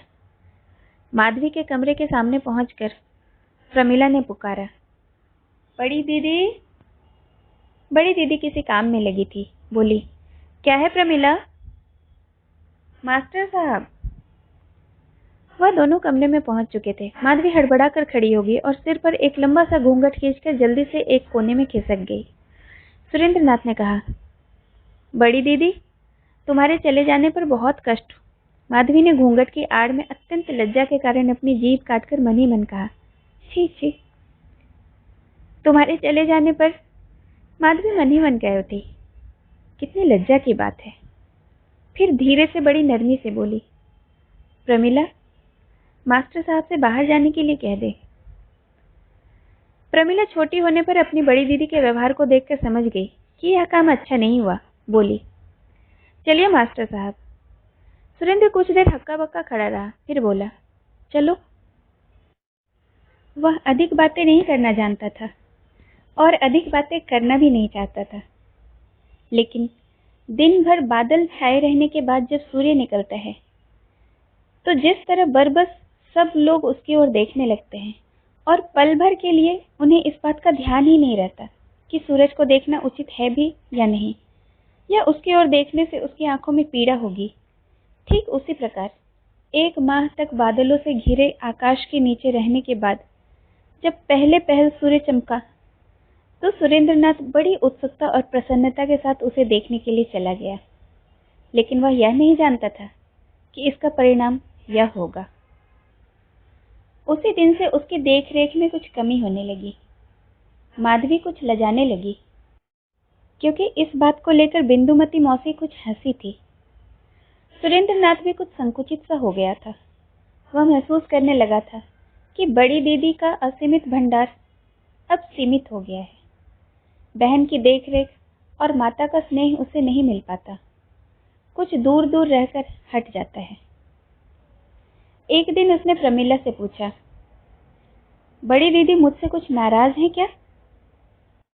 हाँ। क्यों भला? आप उस दिन घर के अंदर इस तरह क्यों चले गए थे? जाना नहीं चाहिए था। क्यों? इस तरह जाना होता है कहीं? बड़ी बहन बहुत नाराज हुई थी। सुरेंद्रनाथ ने पुस्तक बंद करके कहा, अच्छा, तो यह बात है। एक दिन दोपहर को बादल घिर आए और खूब जोरों की वर्षा हुई। ब्रजराज बाबू आज 2 दिन से मकान पर नहीं है, अपनी जमींदारी देखने गए हैं। माधवी के पास भी कोई काम नहीं था। प्रमिला बहुत शरारतें कर रही थी। माधवी ने कहा, प्रमिला, अपनी किताब ला, देखो तो कहाँ तक पढ़ी है। प्रमिला एकदम काठ हो गई। माधवी ने कहा, जा किताब ले आ। रात को लाऊंगी। नहीं, अभी ला। बहुत ही दुखी मन से प्रमिला किताब लेने चली गई और किताब लाकर बोली, मास्टर साहब कुछ नहीं पढ़ाते, खुद ही पढ़ते रहते हैं। माधवी उससे पूछने लगी। आरंभ से अंत तक सब कुछ पूछने पर वह समझ गई कि सचमुच मास्टर साहब ने इसे कुछ नहीं पढ़ाया है, बल्कि पहले जो कुछ पढ़ा था, मास्टर लगाने के बाद इधर 3-4 महीने से प्रमिला उसे और भूल गई है। माधवी ने नाराज होकर बिंदु को बुलाया। बिंदु, मास्टर साहब से पूछ कर आ कि इतने दिनों तक प्रमिला को कुछ भी क्यों नहीं पढ़ाया। बिंदु जिस समय पूछने गई, उस समय मास्टर साहब किसी प्रॉब्लम पर विचार कर रहे थे। बिंदु ने कहा, मास्टर साहब, बड़ी दीदी पूछ रही हैं कि आपने प्रमिला को कुछ भी क्यों नहीं पढ़ाया। लेकिन मास्टर साहब को कुछ भी सुनाई न दिया। बिंदु ने फिर जोर से पुकारा, मास्टर साहब। क्या है? बड़ी दीदी कहती हैं। क्या कहती हैं? प्रमिला को पढ़ाया क्यों नहीं? अनमने भाव से उसने उत्तर दिया, अच्छा नहीं लगता। बिंदु ने जब यह बात जाकर माधवी को बताया तो माधवी का गुस्सा और भी बढ़ गया। उसने नीचे जाकर और दरवाजे की आड़ में खड़े होकर बिंदु से पूछवाया, प्रमिला को बिल्कुल ही क्यों नहीं पढ़ाया? 2-3 बार पूछे जाने पर सुरेंद्र नाथ ने कहा, मैं न पढ़ा सकूंगा। माधवी सोचने लगी, यह क्या कह रहे हैं। बिंदु ने कहा, तो फिर आप यहाँ किस लिए रहते हैं? यहाँ न रहूं तो कहाँ जाऊं? तो फिर पढ़ाया क्यों नहीं? सुरेंद्र नाथ को अब होश आया, घूमकर बैठ गया और बोला, क्या कहती हो? बिंदु ने जो कुछ कहा था उसे दोहराया। वह पढ़ती ही है, लेकिन आप भी कुछ देखते हैं। नहीं, मुझे समय नहीं मिलता। तो फिर किसके लिए घर में रहते हैं? सुरेंद्रनाथ चुप होकर इस बात पर विचार करने लगा। तो फिर आप उसे नहीं पढ़ा सकेंगे? नहीं, मुझे पढ़ाना अच्छा नहीं लगता। माधवी ने अंदर से कहा, अच्छा तो बिंदु पूछो कि फिर वह इतने दिनों से यहाँ क्यों रह रहे हैं? बिंदु ने यह कह दिया। सुनते ही सुरेंद्र नाथ का प्रॉब्लम वाला जाल एकदम छिन्न भिन्न हो गया। वह दुखी हो उठा, कुछ सोचकर बोला, यह तो मुझसे बहुत बड़ी भूल हो गई। इस तरह लगातार 4 महीने तक भूल? हाँ, वही तो देख रहा हूँ, लेकिन मुझे इस बात का इतना भी ख्याल नहीं था। दूसरे दिन प्रमिला पढ़ने नहीं आई। सुरेंद्र नाथ ने भी इस पर कोई ध्यान न दिया। प्रमिला तीसरे दिन भी न आई। यह दिन भी यूं ही बीत गया। जब चौथे दिन भी सुरेंद्र नाथ ने प्रमिला को नहीं देखा तो एक नौकर से कहा, प्रमिला को बुला लाओ। नौकर ने अंदर से वापस आकर उत्तर दिया, अब वह आपसे नहीं पढ़ेगी। तो फिर किससे पढ़ेगी? नौकर ने अपनी समझ लगाकर कहा, दूसरा मास्टर आएगा। उस समय लगभग 9 बज रहे थे। सुरेंद्र नाथ ने कुछ देर सोचा और फिर 2-3 किताबें बगल में दबाकर उठ खड़ा हुआ। चश्मा खाने में बंद करके मेज पर पटक दिया और धीरे धीरे वहां से चल दिया। नौकर ने पूछा, मास्टर साहब, इस समय कहाँ जा रहे हैं? बड़ी दीदी से कह देना मैं जा रहा हूँ। क्या आप नहीं आएंगे? लेकिन सुरेंद्र नाथ यह बात नहीं सुन पाया। बिना कुछ उत्तर दिए फाटक से निकल गया। 2 बज गए, लेकिन सुरेंद्र नाथ लौट कर नहीं आया। उस समय नौकर ने जाकर माधवी को बताया कि मास्टर साहब चले गए। कहाँ गए हैं? या तो मैं नहीं जानता, 9 बजे ही चले गए थे। सुबह सुबह मुझसे कहकर चले गए कि बड़ी दीदी से यह कहकर बता देना कि मैं जा रहा हूँ। या क्या रे, बिना खाए पिए चले गए? माधवी बेचैन उठी। उसने सुरेंद्रनाथ के कमरे में जाकर देखा, सारी चीजें ज्यों की त्यों रखी है। मेज के ऊपर के खाने में बंद किया चश्मा रखा है, केवल कुछ किताब नहीं है। शाम हो गई थी, फिर रात हो गई, लेकिन सुरेंद्र न लौटा। दूसरे दिन माधवी ने नौकरों को बुलाकर कहा, अगर मास्टर साहब का पता लगाकर लाओगे तो 10-10 रुपए इनाम मिलेंगे। इनाम के लालच में वे लोग चारों ओर दौड़ पड़े, लेकिन शाम को लौटकर बोले कि कहीं पता न चला। प्रमिला ने रोते हुए पूछा, बड़ी दीदी वह क्यों चले गए? माधवी झिड़क कर बोली, बाहर जा, रो मत। 2 दिन 3 दिन करके जैसे जैसे दिन बीतने लगे, माधवी की बेचैनी बढ़ने लगी। बिंदु ने कहा, बड़ी दीदी, भला उसके लिए इतनी खोज तलाश क्यों? क्या कलकत्ता शहर में कोई और मास्टर नहीं मिलेगा? माधवी झल्ला कर बोली, चल दूर हो, एक आदमी हाथ में बिना पैसे लिए चला गया और तू कहती है तलाश क्यों हो रही है? यह कैसे पता चला कि उसके पास एक भी पैसा नहीं है? मैं जानती हूँ, लेकिन तुझे इन सब बातों से क्या मतलब? बिंदु चुप हो गई। धीरे धीरे 1 सप्ताह बीत गया। सुरेंद्र लौटकर न आया तो माधवी ने एक तरह से जैसे अन्न जल का त्याग ही कर दिया। उसे ऐसा लगता था जैसे सुरेंद्र भूखा है। जो घर में चीज मंगाकर नहीं खा सकता, वह बाहर दूसरे से क्या कभी कुछ मांग सकता है? उसे पूरा पूरा विश्वास था कि सुरेंद्र के पास खरीद कर खाने के लिए कुछ भी पैसे नहीं, भीख मांगने में वह समर्थ नहीं। इसलिए या तो छोटे बालकों जैसी इस असहाय अवस्था में फुटपाथ पर बैठा रो रहा होगा, या किसी पेड़ के नीचे किताबों पर सिर रख के सो रहा होगा। जब ब्रजबाबू लौट कर आए और उन्होंने सारा हाल सुना तो माधवी से बोले, बेटी, यह काम अच्छा नहीं हुआ। कष्ट के मारे माधवी अपने आंसू न रोक पाई। उधर सुरेंद्रनाथ सड़कों पर घूमता रहा। 3 दिन तक तो बिना कुछ खाए पिए ही बिता दिया। नल के पानी में पैसे नहीं लगते, इसलिए जब भूख लगती थी तो पेट भर नल से पानी पी लेता था। एक दिन रात को भूख और थकान से निढाल होकर वह काली घाटी की ओर जा रहा था। कहीं सुन लिया था कि वहां खाने को मिलता है। अंधेरी रात थी, आकाश में बादल घिरे हुए थे। चौरंगी मोड़ पर एक गाड़ी उसके ऊपर आ गई। गाड़ीवान ने किसी तरह घोड़े की रफ्तार रोक ली थी, इसलिए सुरेंद्र के प्राण तो नहीं गए, लेकिन सीने और बगल में बहुत गहरी चोट लग जाने के कारण बेहोश होकर वह गिर पड़ा। पुलिस उसे गाड़ी में बैठाकर अस्पताल ले गई। 4-5 दिन बेहोशी की हालत में बिताने के बाद एक दिन रात को उसने आंख खोलकर पुकारा, बड़ी दीदी। उस समय मेडिकल कॉलेज का एक छात्र ड्यूटी पर था। सुनकर पास आकर खड़ा हुआ। सुरेंद्र ने पूछा, बड़ी दीदी आई हैं? कल सवेरे आएंगी। दूसरे दिन सुरेंद्र को होश आया, लेकिन उसने बड़ी दीदी की बात नहीं की। बहुत तेज बुखार होने के कारण दिन भर छटपटाते रहने के बाद उसने एक आदमी से पूछा, क्या मैं अस्पताल में हूँ? हाँ। क्यों? आप गाड़ी के नीचे दब गए थे। बचने की आशा तो है? क्या? नहीं?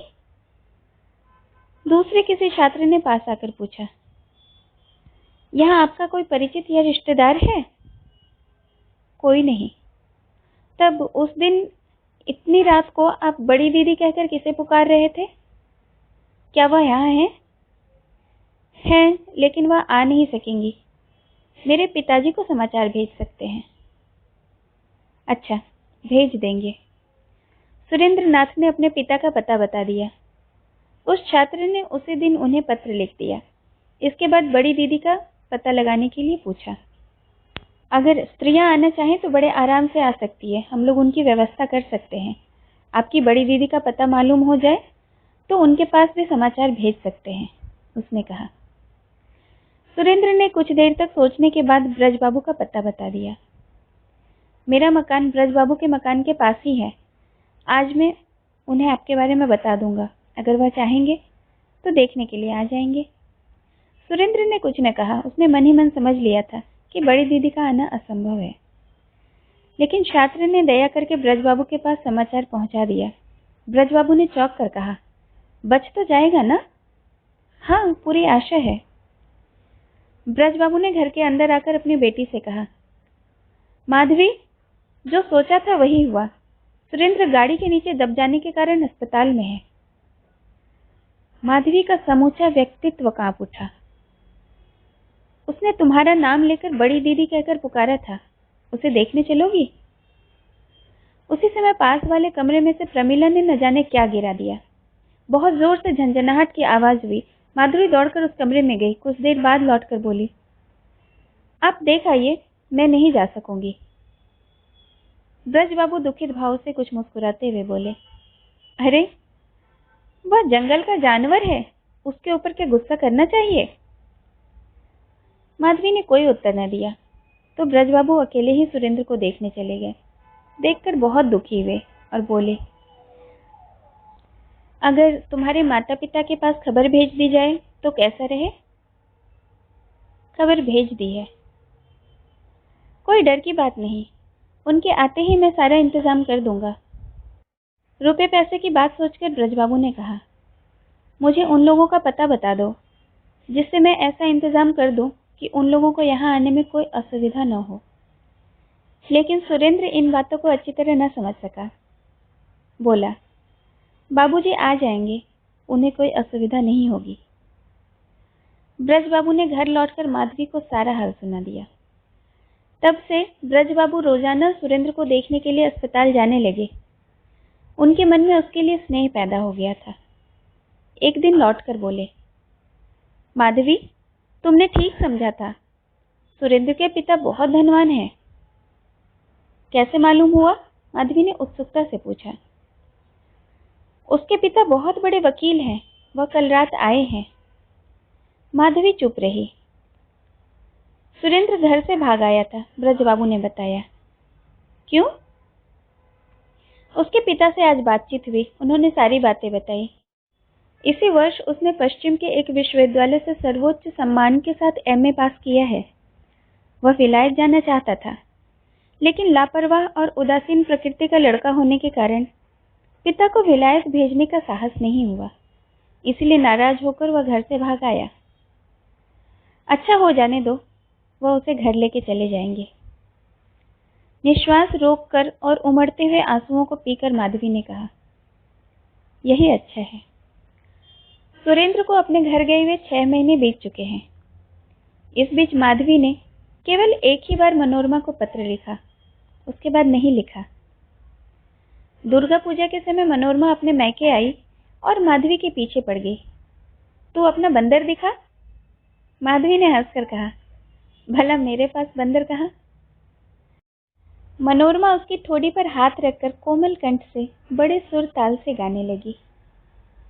सखी अपना बंदर दिखला दे, मेरा मन ललचाता है, तेरे सुंदर चरणों में वो कैसी शोभा पाता है। कौन सा बंदर? वही जो तूने पाला था। कब? मनोरमा ने मुस्कुराते हुए कहा, याद नहीं? जो तेरे अतिरिक्त और किसी को जानता ही नहीं। माधवी समझ तो पहले ही गई थी, इसलिए उसके चेहरे का रंग बिगड़ता जा रहा था। तो भी अपने को संयत करके बोली, ओह, उनकी चर्चा करती हो? वह तो चले गए। ऐसे सुंदर कमल उसे पसंद नहीं आए। माधवी ने मुंह फेर लिया, कोई उत्तर न दिया। मनोरमा ने बड़े प्यार से उसका मुंह हाथ से पकड़कर अपनी ओर घुमा लिया।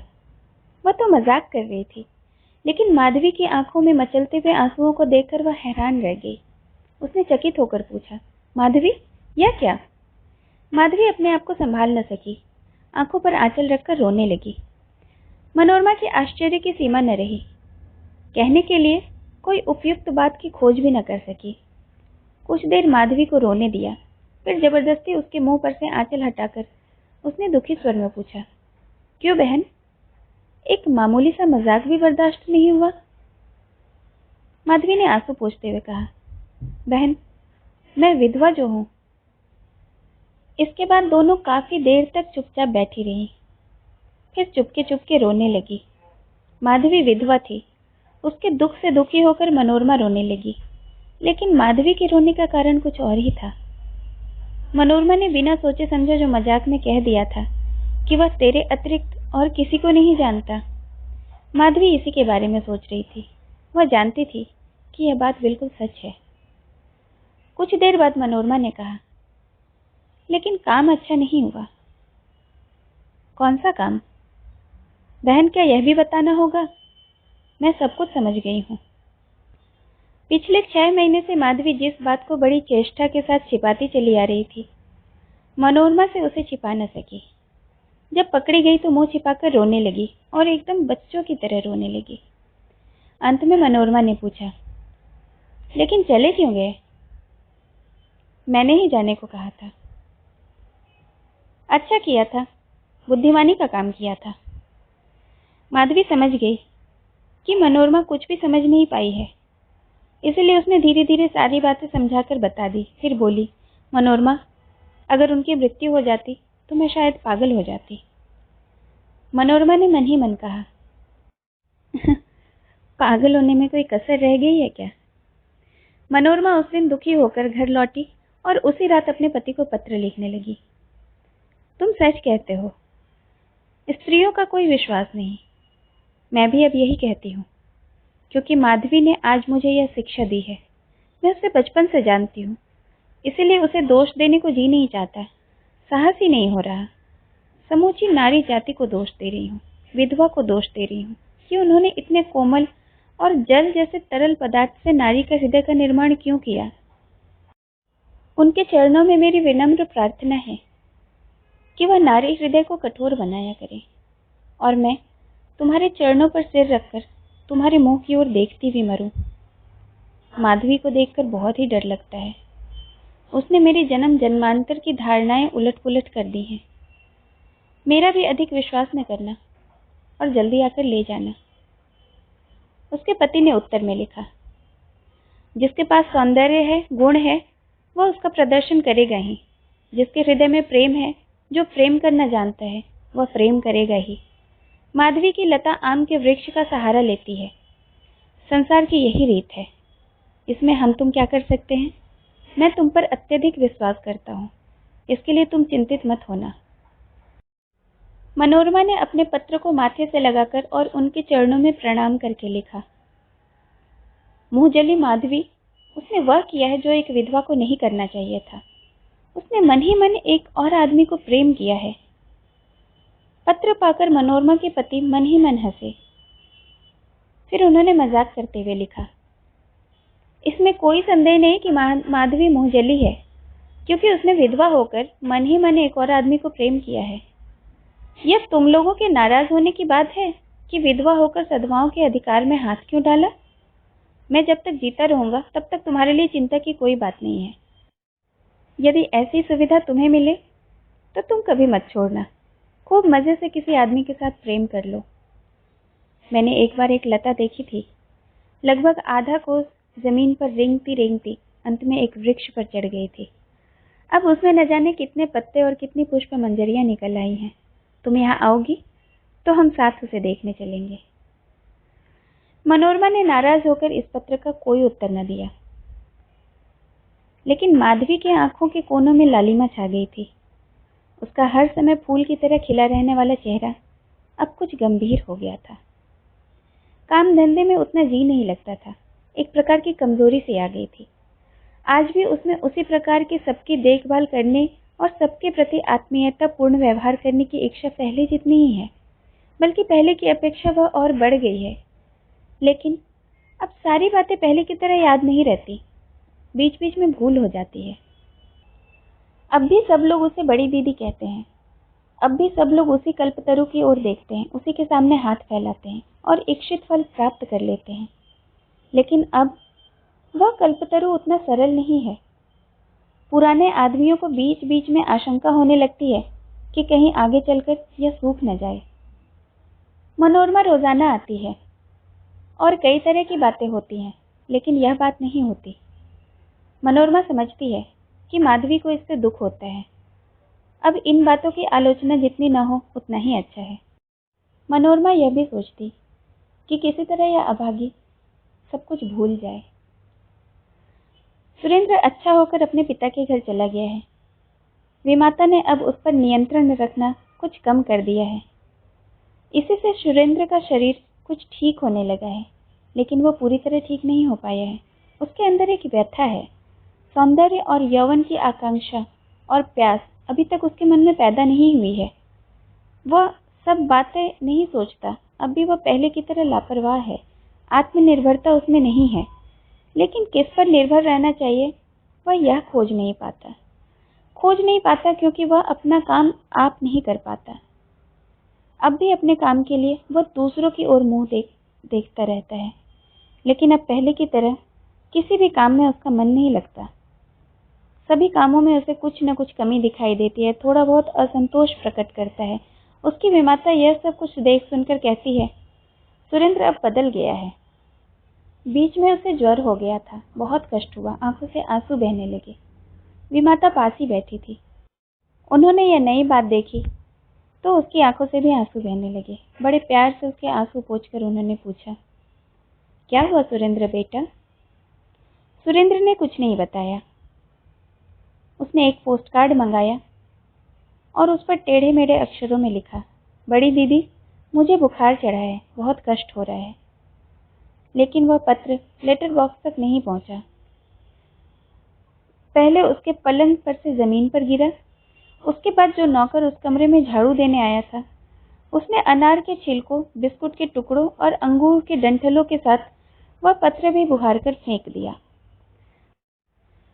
सुरेंद्र के हृदय की आकांक्षा धूल में मिलकर, हवा में उड़कर, ओस में भीगकर और अंत में धूप खाकर एक बबूल के पेड़ के नीचे पड़ी रह गई। पहले तो वह अपने पत्र के उत्तर की मूर्तिमती आशा की टकटकी लगाए रहा, उसके बाद हस्ताक्षरों की, लेकिन बहुत दिन बीत गए, उत्तर नहीं आया। इसके बाद उसके जीवन में एक नई घटना हुई। यद्यपि नई थी, लेकिन बिल्कुल स्वाभाविक थी। सुरेंद्र के पिता राय महाशय बहुत पहले से इसे जानते थे और इसकी आशा कर रहे थे। सुरेंद्र के नाना पवना जिले के बीच के दर्जे के जमींदार थे। 20-25 गांवों में उनकी जमींदारी थी। लगभग 50,000 रुपये सालाना की आमदनी थी। उनके पास कोई लड़का बच्चा नहीं था, इसलिए खर्च बहुत कम था। उस पर से वह एक प्रसिद्ध कंजूस भी थे, इसलिए वह अपने लंबे जीवन में ढेर सारा धन इकट्ठा कर सके थे। यह राय महाशय इस बात को निश्चित रूप से जानते थे कि उनकी मृत्यु के बाद उनकी सारी धन संपत्ति उनके एकमात्र दोहित्र सुरेंद्र नाथ को ही मिलेगी। ऐसा ही हुआ भी।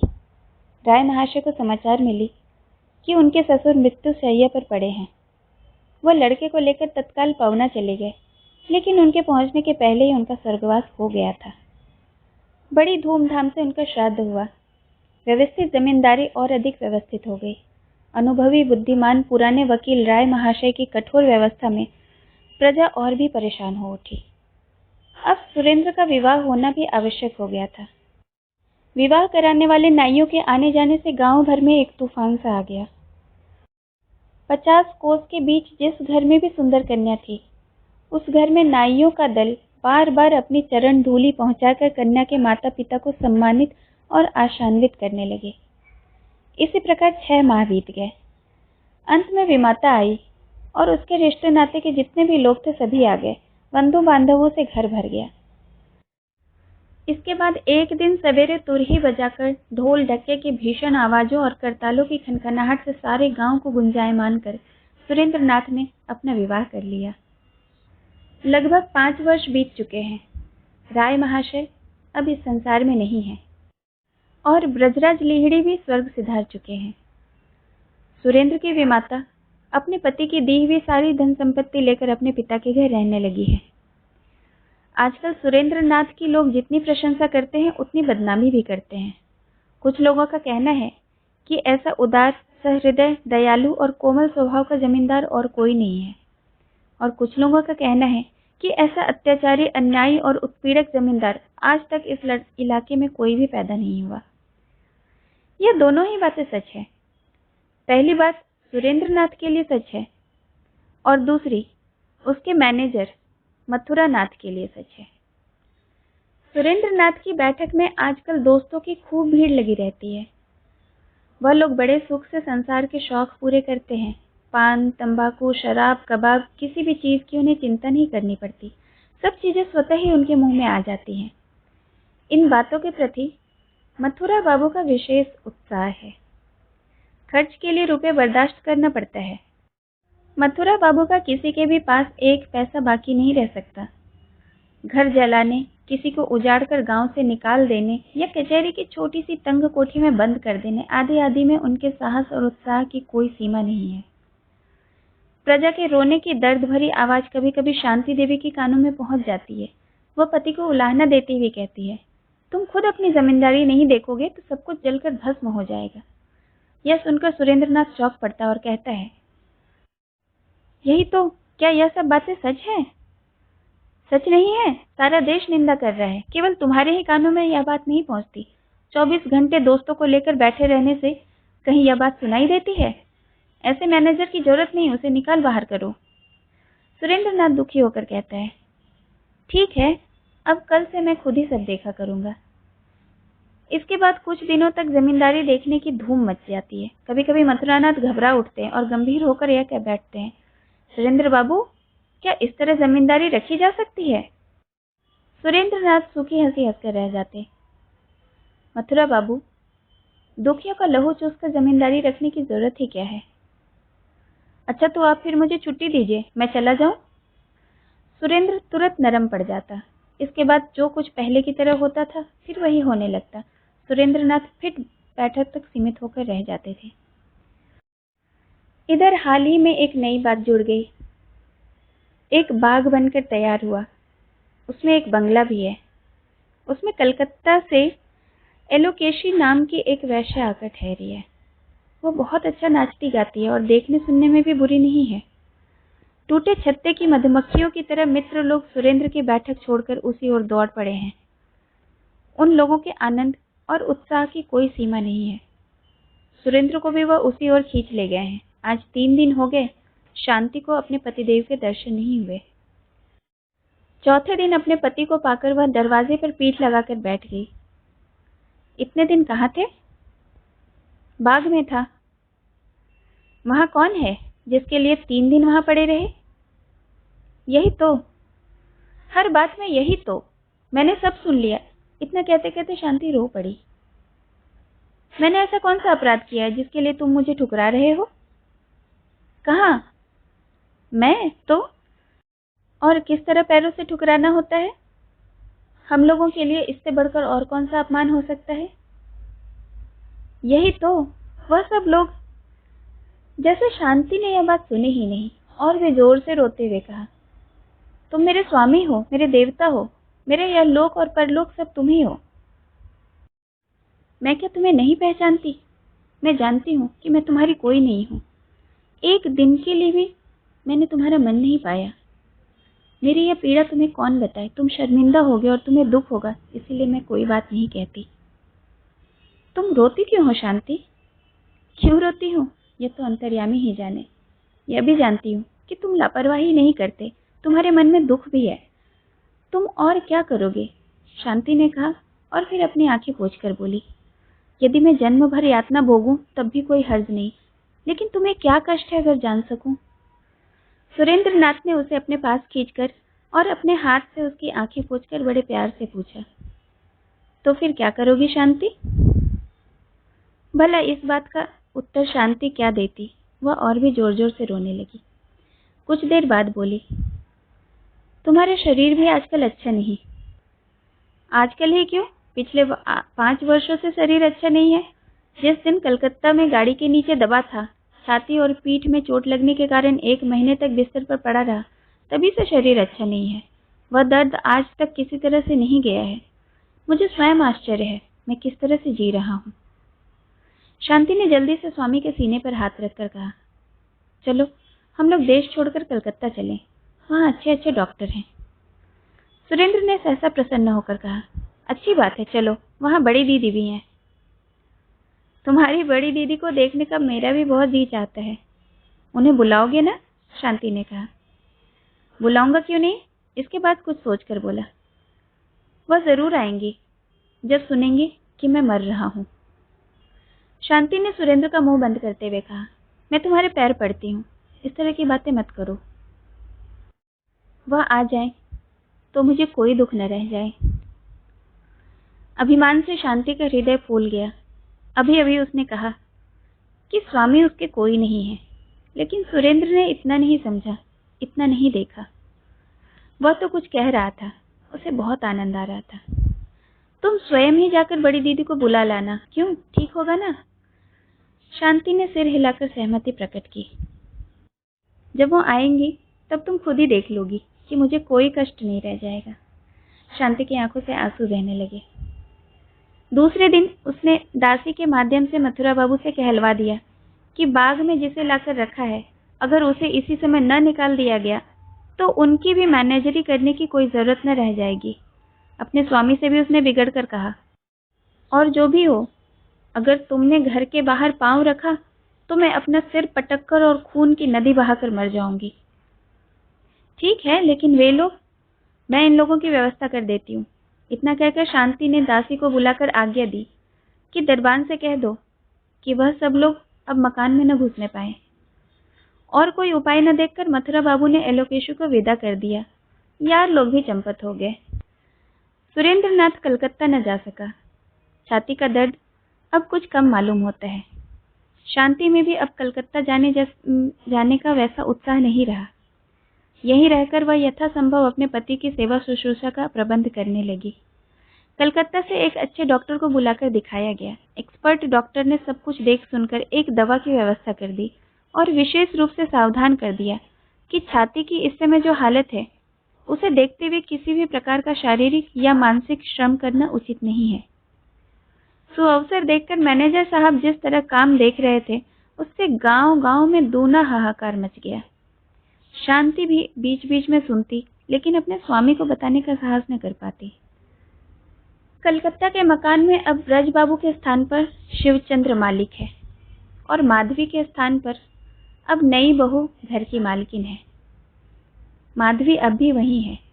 भाई शिवचंद्र स्नेह और आदर करता है, लेकिन अब माधवी का वहां रहने को जी नहीं चाहता।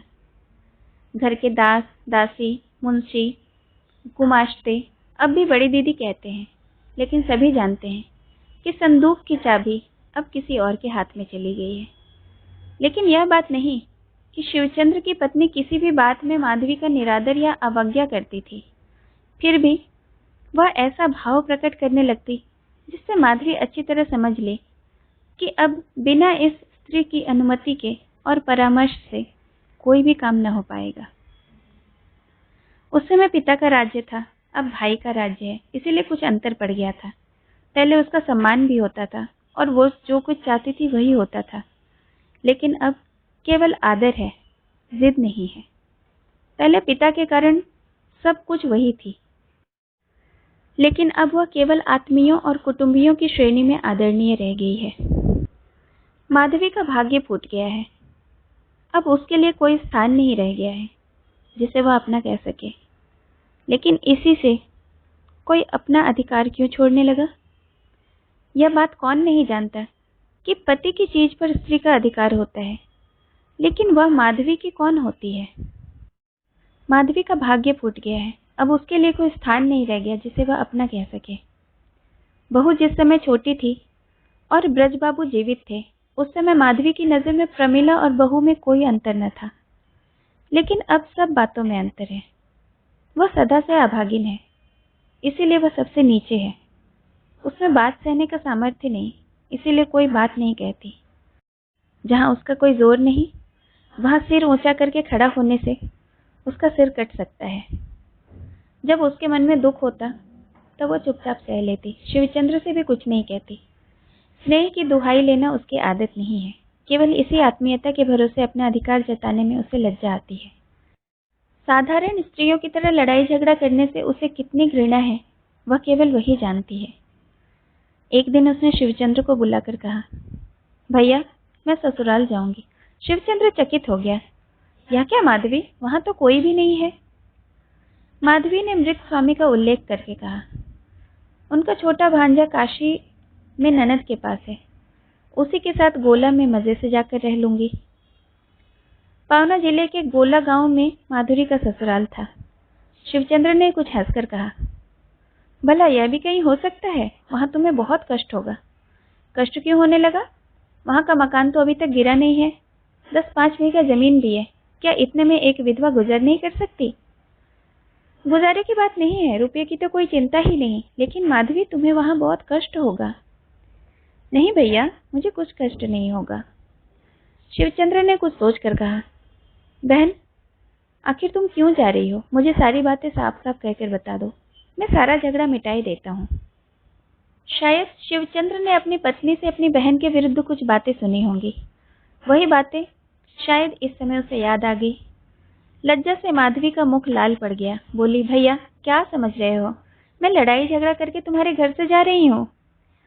शिवचंद्र स्वयं भी लज्जित हो गया। जल्दी से बोला, नहीं नहीं, यह बात नहीं, लेकिन यह घर सदा ही तुम्हारा है। फिर आज क्यों जाना चाहती हो? एक साथ उन दोनों को अपने स्नेहमय पिता की याद आ गई। दोनों की आंखें भर आई। आंखें पोंछकर माधवी ने कहा, मैं फिर आऊंगी। जब तुम्हारे बेटे का यज्ञोपवीत हो तब ले आना। इस समय जाती हूँ। वह तो 8-10 बरस के बाद की बात है। अगर तब तक जिंदा रही तो अवश्य आऊंगी। माधवी किसी भी तरह वहां रहने के लिए राजी नहीं हुई और जाने की तैयारी करने लगी। उसने नई बहू को गृहस्थी की सारी बातें समझा दी। दास दासियों को बुलाकर आशीर्वाद दिया। चलने के दिन आंखों में आंसू भरकर शिवचंद्र ने कहा, माधवी तुम्हारे भैया ने तो तुमसे कभी कुछ नहीं कहा। कैसी बातें करते हो भैया? माधवी बोली। तो नहीं, यदि किसी अशुभ क्षण में किसी दिन असावधानी से कोई बात निकल गई हो।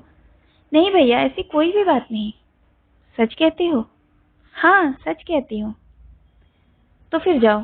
तुम्हें अपने घर जाने के लिए मैं मना नहीं करूंगा।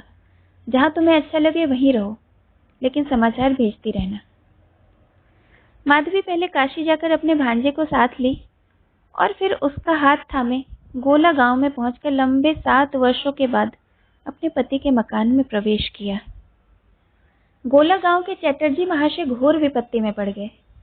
उनमें और योगेंद्र नाथ के पिता में बहुत ही घनिष्ठ मित्रता थी। इसीलिए मरते समय योगेंद्र नाथ के जीवन काल में ही वही जमीन की देखरेख करते रहे थे। योगेंद्र उसकी कुछ अधिक खोज खबर नहीं लेते थे। उनके ससुर के पास ढेरों रुपया था, इसलिए पिता की छोड़ी हुई मामूली संपत्ति पर उनकी नजर ही नहीं पड़ती थी। उनकी मृत्यु के बाद चटर्जी महाशय बहुत ही न्यायपूर्ण अधिकार बिना किसी बाधा के उस संपत्ति का उपयोग कर रहे थे। अब इतने वर्षों बाद माधवी ने आकर उनकी व्यवस्थित बनी बनाई गृहस्थी में भारी बखेड़ा खड़ा कर दिया। चटर्जी महाशय को माधवी का यह हस्तक्षेप बहुत अखरा और यह बात भी स्पष्ट रूप से उनकी समझ में आ गई कि माधवी ने केवल ईर्ष्या और द्वेष के कारण ऐसा किया है। वह बहुत ही नाराज होकर आए और बोले, देखो बहू, तुम्हारी जो 2 बीघा जमीन थी उसकी 10 साल की मालगुजारी ब्याज समेत 100 रुपए बाकी है। उसके न देने से तुम्हारी जमीन की नीलाम होने की नौबत आ गई है। माधवी ने अपने भांजे संतोष कुमार के द्वारा कहला दिया कि रुपयों की चिंता नहीं है। साथ ही उसने 100 रुपये निकालकर तत्काल भिजवाए। वह रुपये चटर्जी महाशय ने अपने काम में खर्च कर दिए। लेकिन माधवी इस तरह से सहजता से उन्हें छोड़ने वाली नहीं थी। उन्होंने संतोष को भेजकर कहलवा दिया कि केवल 2 बीघे जमीन पर ही निर्भर रहकर मेरे स्वर्गीय ससुर के जीवन का निर्वाह नहीं होता था। इसलिए बाकी की जो जमीन जायदाद है वह कहाँ है और किसके पास है। चटर्जी महाशय के क्रोध की सीमा न रही। स्वयं आकर बोले, वह सारी जमीन बिका गई, कुछ बंदोबस्त में चली गई। 8-8, 10-10 साल तक जमींदारी की मालगुजारी न चुकाने पर जमीन भला किस तरह से रह सकती है? माधवी ने कहा, क्या जमीन से कोई आमदनी नहीं होती थी जो मालगुजारी के थोड़े भी रुपए नहीं दिए जा सके? और अगर जमीन सचमुच ही बिक गई है तो बताइए, उसे किसने बेचा और वो किसके पास है? यह सब मालूम होने पर उसे निकालने का इंतजाम किया जाएगा और उसके कागज पत्र कहाँ पर हैं? चटर्जी महाशय ने जो उत्तर दिया माधवी उसे नहीं समझ सकी। पहले तो ब्राह्मण देवता न जाने बहुत देर तक क्या क्या बकते रहे। फिर सिर पर छाता लगाकर, कमर में रामनामी दुपट्टा बांधकर और अंगोछे में एक धोती लपेटकर जमींदार साहब की लालता गांव वाली कचहरी की ओर चल दिए। इसी लालता गांव में सुरेंद्रनाथ का मकान और मैनेजर मथुरा का दफ्तर है। ब्राह्मण देवता 8-10 कोस पैदल चलकर सीधे सीधे मथुरा बाबू के पास पहुंचे और रोते हुए कहने लगे, दुहाई सरकार की, गरीब ब्राह्मण को अब गली गली भीख मांगकर खाना पड़ेगा।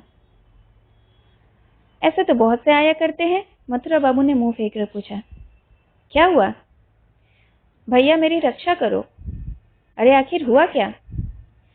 विदु चैटर्जी ने माधवी के दिए 100 रुपये दक्षिणा के रूप में मथुरा बाबू के हाथ में रखकर कहा, आप धर्मावतार हैं, अगर आपने मेरी रक्षा न की तो मेरा सर्वस्व चला जाएगा। अच्छा साफ साफ बताओ, हुआ क्या है? गोला गांव में रामतनु संथाल की विधवा बहू न जाने कहां से इतने दिनों बाद आकर मेरी सारी जमीन पर दखल करना चाहती है। फिर उन्होंने हाथ में जनेऊ लेकर मैनेजर साहब का हाथ जोर से पकड़कर कहा, मैं तो 10 बरस से बराबर सरकारी मालगुजारी देता चला आ रहा हूं। तुम जमीन जोतते बोतते हो तो मालगुजारी नहीं दोगे? मथुरा ने उसका अभिप्राय अच्छी तरह समझ लिया। विधवा को ठगना चाहते हो ना? ब्राह्मण चुपचाप देखता रहा। कितने बीघा जमीन है? 25 बीघे। मथुरा ने हिसाब लगाकर कहा, कम से कम 3000 रुपये की जमीन हुई। जमींदार कचहरी में कितनी सलामी दोगे? जो हुक्म होगा वही दूंगा। 200-300 रुपये। 200-300 देकर 3000 का माल ले जाओगे? जाओ, हमसे कुछ नहीं होता। ब्राह्मण ने रूखी आंखों में आंसू बहाकर कहा, कितने रुपए का हुक्म होता है? 1000 रुपये दे सकोगे? इसके बाद देर तक दोनों आदमियों में गुपचुप सलाह मशवरा होता रहा। परिणाम यह हुआ कि योगेंद्र नाथ की विधवा पर मालगुजारी और ब्याज मिलाकर 1500 रुपये की नालिश कर दी गई। सम्मन निकला तो सही, लेकिन माधवी के पास नहीं पहुंचा। इसके बाद एक तरफा डिग्री हो गई और 1.5 महीने के बाद माधवी को पता चला कि बाकी मालगुजारी के लिए जमींदार के यहाँ से नीलाम का इश्तेहार निकला है और उसकी सारी जमीन जायदाद नीलाम हो गई है। माधवी ने अपनी पड़ोसन को बुलाकर कहा, क्या यह बिल्कुल लुटेरे का देश है? क्यों, क्या हुआ? एक आदमी धोखा देकर मेरा सब कुछ हड़प लेना चाहता है और तुम लोगों में से कोई देखता तक नहीं। उसने कहा, भला हम लोग क्या कर सकते हैं? अगर जमींदार नीलाम कराए तो हम गरीब लोग उसमें क्या कर सकते हैं? खैर, वह तो जो हुआ सो हुआ, लेकिन मेरा घर नीलाम हो और मुझे खबर तक न हो। कैसे हैं तुम लोगों के जमींदार? तब उस स्त्री ने विस्तार से सारी बातें बताकर कहा, ऐसा अन्यायी और अत्याचारी जमींदार इस देश में पहले नहीं हुआ था। इसके बाद उसने न जाने और भी कितनी ही बातें बताई। अब तक जितनी भी बातें उसे लोगों के मुंह से मालूम हुई थी, एक एक करके सब खोल दी। माधवी ने डरते डरते पूछा, क्या जमींदार साहब से भेंट करने से काम नहीं निकल सकता? अपने भांजे संतोष कुमार के लिए माधवी यह भी करने को तैयार थी। वह स्त्री उस समय तो कुछ न कह सकी, लेकिन वचन दे गई कि कल अपने लड़के से सारी बातें अच्छी तरह पूछने के बाद बताऊंगी। उसका बहनौत 2-3 बार लालता गांव गया था।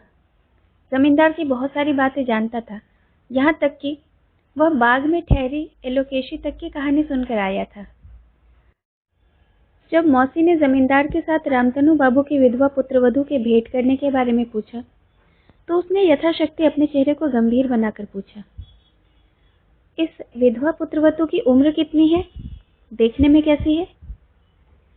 बिल्कुल परी जैसी। इस पर उसने एक विशेष प्रकार के भाव अपने चेहरे पर लाकर कहा, हाँ, उनसे भेंट करने से काम तो हो सकता है, लेकिन मैं कहता हूँ कि वह आज रात ही नाव किराए पर लेकर अपने पिता के घर चली जाए। यह क्यों? इसलिए कि तुम कह रही हो कि वह देखने में परी जैसी है, तो इससे क्या? इसी से तो सब कुछ होता है। परी जैसी है, इसीलिए जमींदार सुरेंद्रनाथ के यहाँ उसकी कुशल नहीं। मौसी ने अपने गाल पर हाथ रखकर कहा, तो कैसी बातें करता है? भानौत ने मुस्कुराकर कहा, हाँ, यही बात है, देश भर के लोग इस बात को जानते हैं।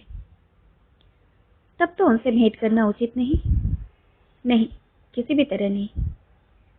लेकिन उसकी सारी संपत्ति चली जाएगी। जब चैटर्जी महाशय इस मामले में हैं, तब संपत्ति मिलने की वैसे भी कोई आशा नहीं। और फिर वह गृहस्थ की लड़की ठहरी, संपत्ति के साथ उसका धर्म भी चला जाएगा। दूसरे दिन उस स्त्री ने सारी बातें माधवी को सुना दी।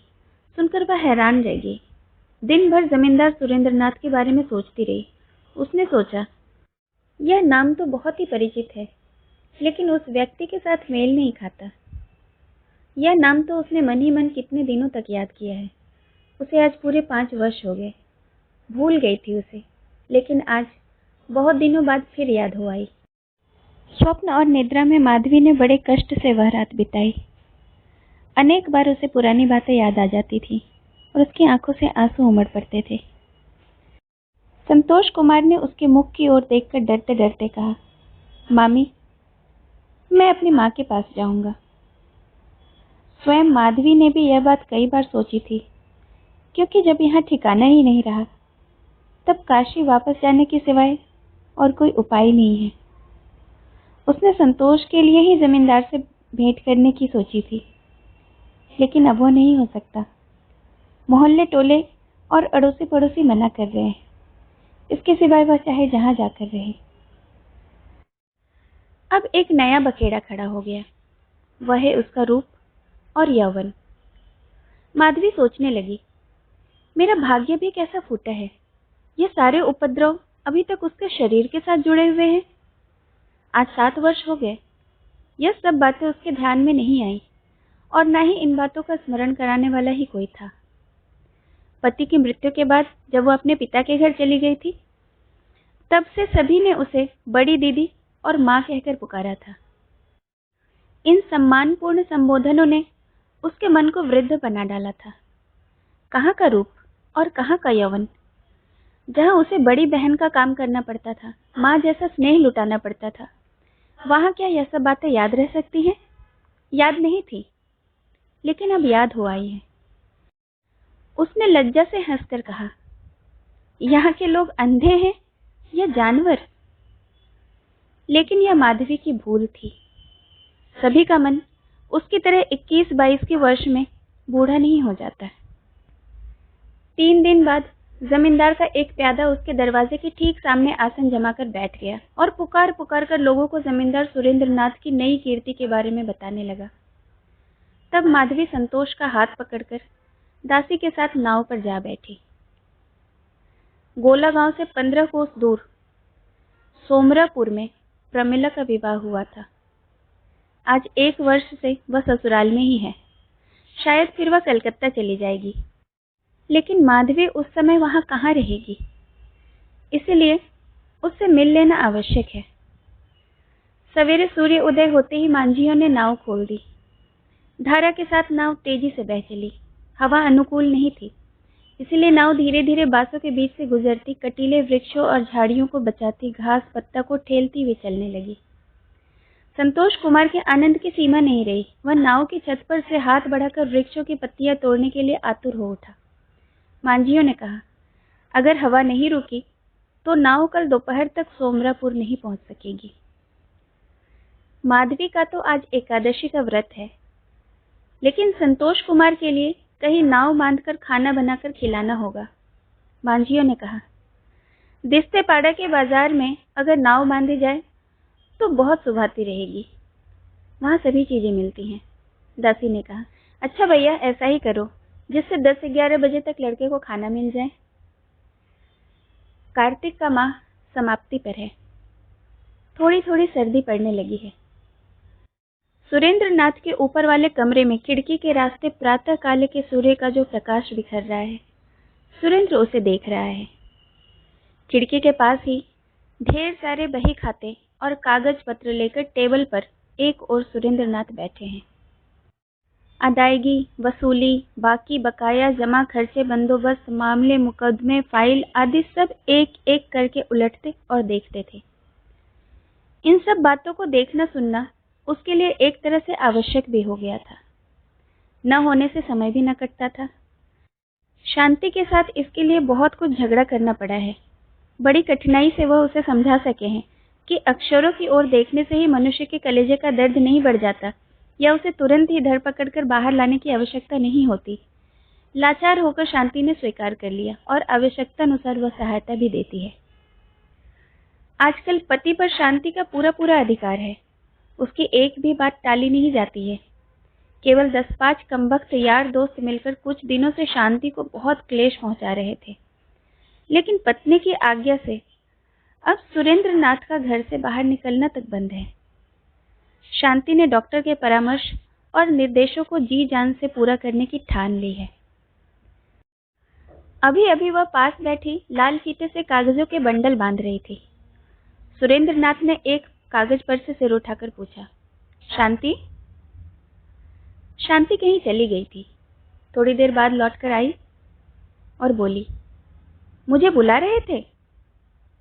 हाँ, मैं जरा दफ्तर जाऊंगा। नहीं, जो कुछ चाहिए बताओ, मैं ला देती हूँ। कुछ नहीं चाहिए, सिर्फ मथुरा बाबू से कुछ बातें करना चाहता हूँ। उन्हें बुलावा देती हूँ, तुम्हें जाने की जरूरत नहीं, लेकिन इस समय उनकी क्या जरूरत पड़ गई? कह देना अगहन के महीने से उन्हें काम करने की जरूरत नहीं है। शांति और शंकित हो उठी, लेकिन संतुष्ट होकर पूछा, आखिर उनका अपराध क्या है? अपराध क्या है सो तो अभी ठीक ठीक नहीं बता सकता, लेकिन बहुत ज्यादती कर रहे हैं। इसके बाद अदालत का एक हुक्मनामा और कई कागज पत्र दिखाकर कहा, यह देखो, गोला गांव की एक विधवा का सारा घर बार नीलाम करके खरीद लिया है, मुझसे एक बार पूछा तक नहीं। शांति ने दुखी होकर कहा, हाय हाय, विधवा का? तब तो यह काम अच्छा नहीं हुआ, लेकिन बिका कैसे? उस पर 10 साल की मालगुजारी बाकी थी। ब्याज और मूलधन मिलाकर 1500 रुपये की नालिश हुई थी। रुपयों की बात सुनकर शांति मथुरा बाबू के प्रति कुछ नर्म पड़ गई और मुस्कुराकर बोली, इसमें मैनेजर का क्या दोष है? वह इतने रुपये कैसे छोड़ देते? सुरेंद्र नाथ गंभीर होकर सोचने लगे। शांति ने पूछा, क्या इतने रुपए छोड़ देने चाहिए? छोड़ेंगे नहीं तो क्या एक असहाय विधवा को घर से निकाल देंगे? तुम क्या यही राय देती हो?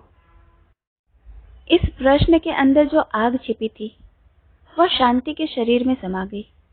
दुखी होकर बोली, नहीं, घर से निकाल देने को नहीं कहती। अगर तुम अपने रुपए दान करने लगे तो मैं उसमें बाधक क्यों बनने लगी? सुरेंद्र नाथ ने हंसते हुए कहा, शांति, यह बात नहीं, मेरे रुपए क्या तुम्हारे नहीं हैं? लेकिन यह बताओ, जब मैं न रहूंगा उस समय तुम कैसी बातें करते हो? मुझे जो अच्छा लगता है वह तुम करोगी ना? शांति की आंखों से आंसू निकल आए, क्योंकि उसके पति की शारीरिक हालत अच्छी नहीं थी। बोली, इस तरह की बातें क्यों करते हो? अच्छी लगती है इसलिए करता हूँ। शांति, तुम मेरी इच्छाओं और आकांक्षाओं को याद नहीं रखोगी? शांति ने आंखों पर आंचल रखकर सिर हिला दिया। कुछ देर बाद सुरेंद्र नाथ ने कहा, यह तो मेरी बड़ी दीदी का नाम है। शांति ने आंखों पर से आंचल हटाकर सुरेंद्र नाथ की ओर देखा। सुरेंद्र नाथ ने एक कागज दिखाते हुए कहा, देखो, यह देखो, यह मेरी बड़ी दीदी का नाम है। कहाँ? अरे यह देखो, माधवी देवी, जिसका मकान नीलाम हुआ है। पल भर में शांति बिल्कुल बुझ गई। इसी से शायद लौटा देना चाहते हैं। सुरेंद्र नाथ ने हंसते हुए कहा, हाँ, इसीलिए मैं सब कुछ लौटा दूंगा। माधवी की बात सुनकर शांति कुछ दुखी हो उठी। लगा उसके अंदर ईर्ष्या की भावना थी। उसने कहा, हो सकता है कि वह तुम्हारी दीदी ना हो, केवल नाम ही माधवी हो। सिर्फ नाम से ही क्या? क्या बड़ी दीदी के नाम का मैं कुछ सम्मान नहीं करूंगा? भले ही करो, लेकिन वह स्वयं तो इसको नहीं जान पाएंगी ना। लेकिन मैं अनादर नहीं कर सकता, भले ही वह जान न पाए। नाम तो ऐसे बहुत लोगों के हैं। तुम दुर्गा का नाम लिखकर उस पर पांव रख सकती हो। ठीक, कैसी बातें करते हो, देवी का नाम लेकर? सुरेंद्र नाथ हंस पड़ा। अच्छा, देवी का नाम न सही, लेकिन मैं तुम्हें 5,000 रुपये दे सकता हूँ अगर एक काम करो। कौन सा काम? शांति ने प्रसन्न होकर पूछा। दीवार पर सुरेंद्र नाथ की एक फोटो टंगी थी। उसकी ओर अंगुली से इशारा करके बोले, यह फोटो अगर क्या 4 ब्राह्मणों के द्वारा यदि नदी के किनारे जला सको तो? कहीं पास ही बिजली गिरने पर जैसे सारा खून पल भर में ही सूख जाता है, सांप काटे हुए रोगी की तरह बिल्कुल नीला पड़ जाता है, ठीक वही दशा शांति की हो गई। इसके बाद धीरे धीरे उसके चेहरे का खून लौट आया।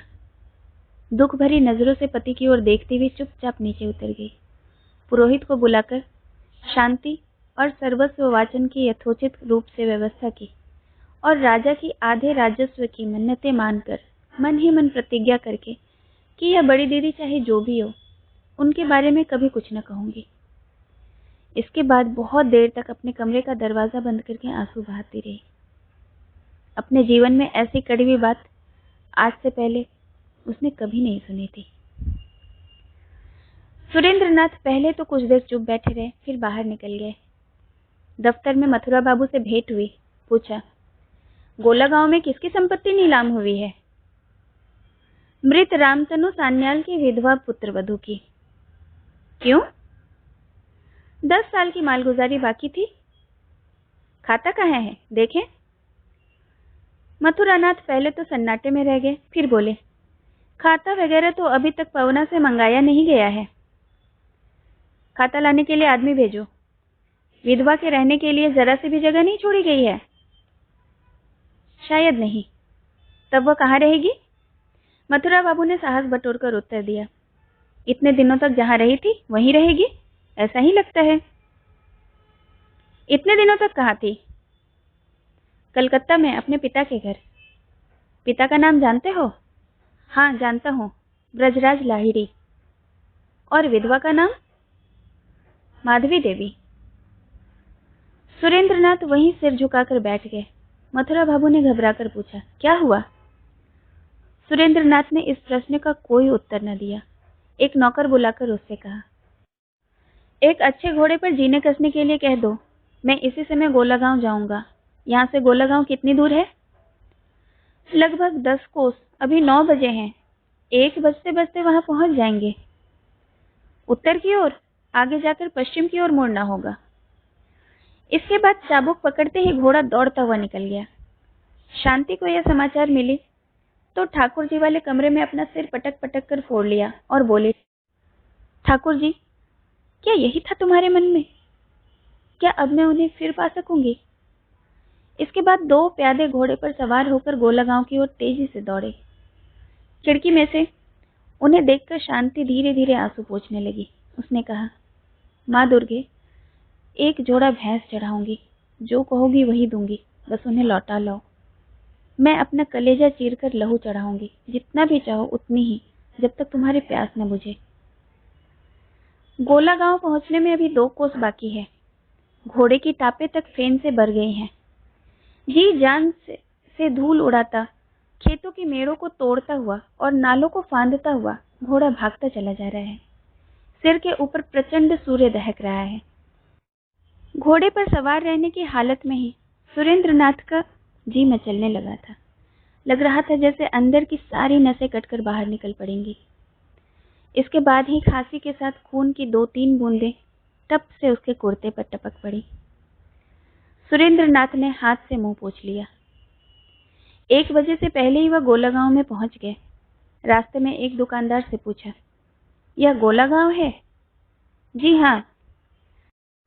रामतनु सान्याल का मकान किधर है? वो उस ओर है। घोड़ा फिर दौड़ने लगा और थोड़ी ही देर में उस मकान के सामने पहुंच गया। दरवाजे पर ही एक सिपाही बैठा था। अपने मालिक को देखकर उसने प्रणाम किया। घर में कौन है? जी कोई नहीं। कोई नहीं? कहाँ गए? सवेरे नाव लेकर चले गए। कहाँ? किस रास्ते से? दक्षिण की ओर। नदी के किनारे किनारे रास्ता है, घोड़ा चल नहीं सकता। सुरेंद्रनाथ ने घोड़ा छोड़ दिया और पैदल ही चल पड़े। रास्ते में एक बार उन्होंने देखा कि कुर्ते पर कई जगह खून की बूंदें गिरकर धूल में जम गई हैं। इस समय भी उनके होठों पर खून बह रहा था। नदी में उतरकर एक अंजलि जल पिया और फिर जी जान से चलना शुरू कर दिया। पैर में जूते तक नहीं है, सारा शरीर कीचड़ से भर गया है। कुर्ते पर खून के दाग हैं, जैसे किसी ने छाती पर खून छिड़क दिया हो। दिन ढलने लगा, पैर अब आगे नहीं बढ़ रहे। लगता है अगर लेट गए तो हमेशा के लिए सो जाएंगे, लेकिन जैसे अंतिम शैया पर इस जीवन का महाविश्राम प्राप्त करने की आशा लिए पागलों की तरह दौड़ते जा रहे हैं। शरीर में जितनी भी शक्ति है, उसे बिना किसी कृपणता के खर्च करके अंत में अनंत आश्रय पा लेंगे और फिर कभी नहीं उठेंगे। करेमों के झुरमुट को हटाते हुए वह रास्ता निकालते हुए चलता जा रहा था। नदी के मोड़ के पास उसने एक नाव देखा। सुरेंद्रनाथ ने पुकारा, बड़ी दीदी, लेकिन सूखे गले से आवाज नहीं निकली। केवल 2 बूंद खून निकलकर बह गया। बड़ी दीदी, फिर 2 बूंद खून बाहर निकल आया। बड़ी दीदी, और फिर 2 बूंद खून। करेमों के झुरमुट ने नाव की गति को रोक दिया है। सुरेंद्रनाथ पास पहुंच गए। उन्होंने फिर पुकारा, बड़ी दीदी। दिन भर उपवास और मानसिक कष्ट के कारण माधवी बेजान सी संतोष कुमार के पास ही आंखें मूंदे लेटी थी। सहसा उसके कानों में आवाज पहुंची, कोई चिरपरिचित स्वर पुकार रहा है। माधवी उठकर बैठ गई। अंदर से मुंह निकाल कर देखा, सारा बदन धूल और कीचड़ से भरा हुआ है। अरे, यह तो मास्टर साहब हैं। अरे नयनतारा की माँ, मांझी से जल्दी नाव लगाने के लिए कह दे। सुरेंद्रनाथ तब धीरे धीरे किनारे पर जा गिरे। सब लोगों ने मिलकर उन्हें उठाया और किसी तरह नाव पर लिटा दिया। मुंह और आंखों पर जल छिड़का गया। एक मांझी ने पहचान कर कहा, यह तो लालता गांव के जमींदार हैं। माधवी ने इष्ट कवच के साथ अपने गले से सोने का हार उतारकर उसके हाथों में दे दिया और बोली, 1 रात तक लालता गांव में यह पहुंचा दो, मैं तुम सभी को 1-1 सोने का हार इनाम में दूंगी।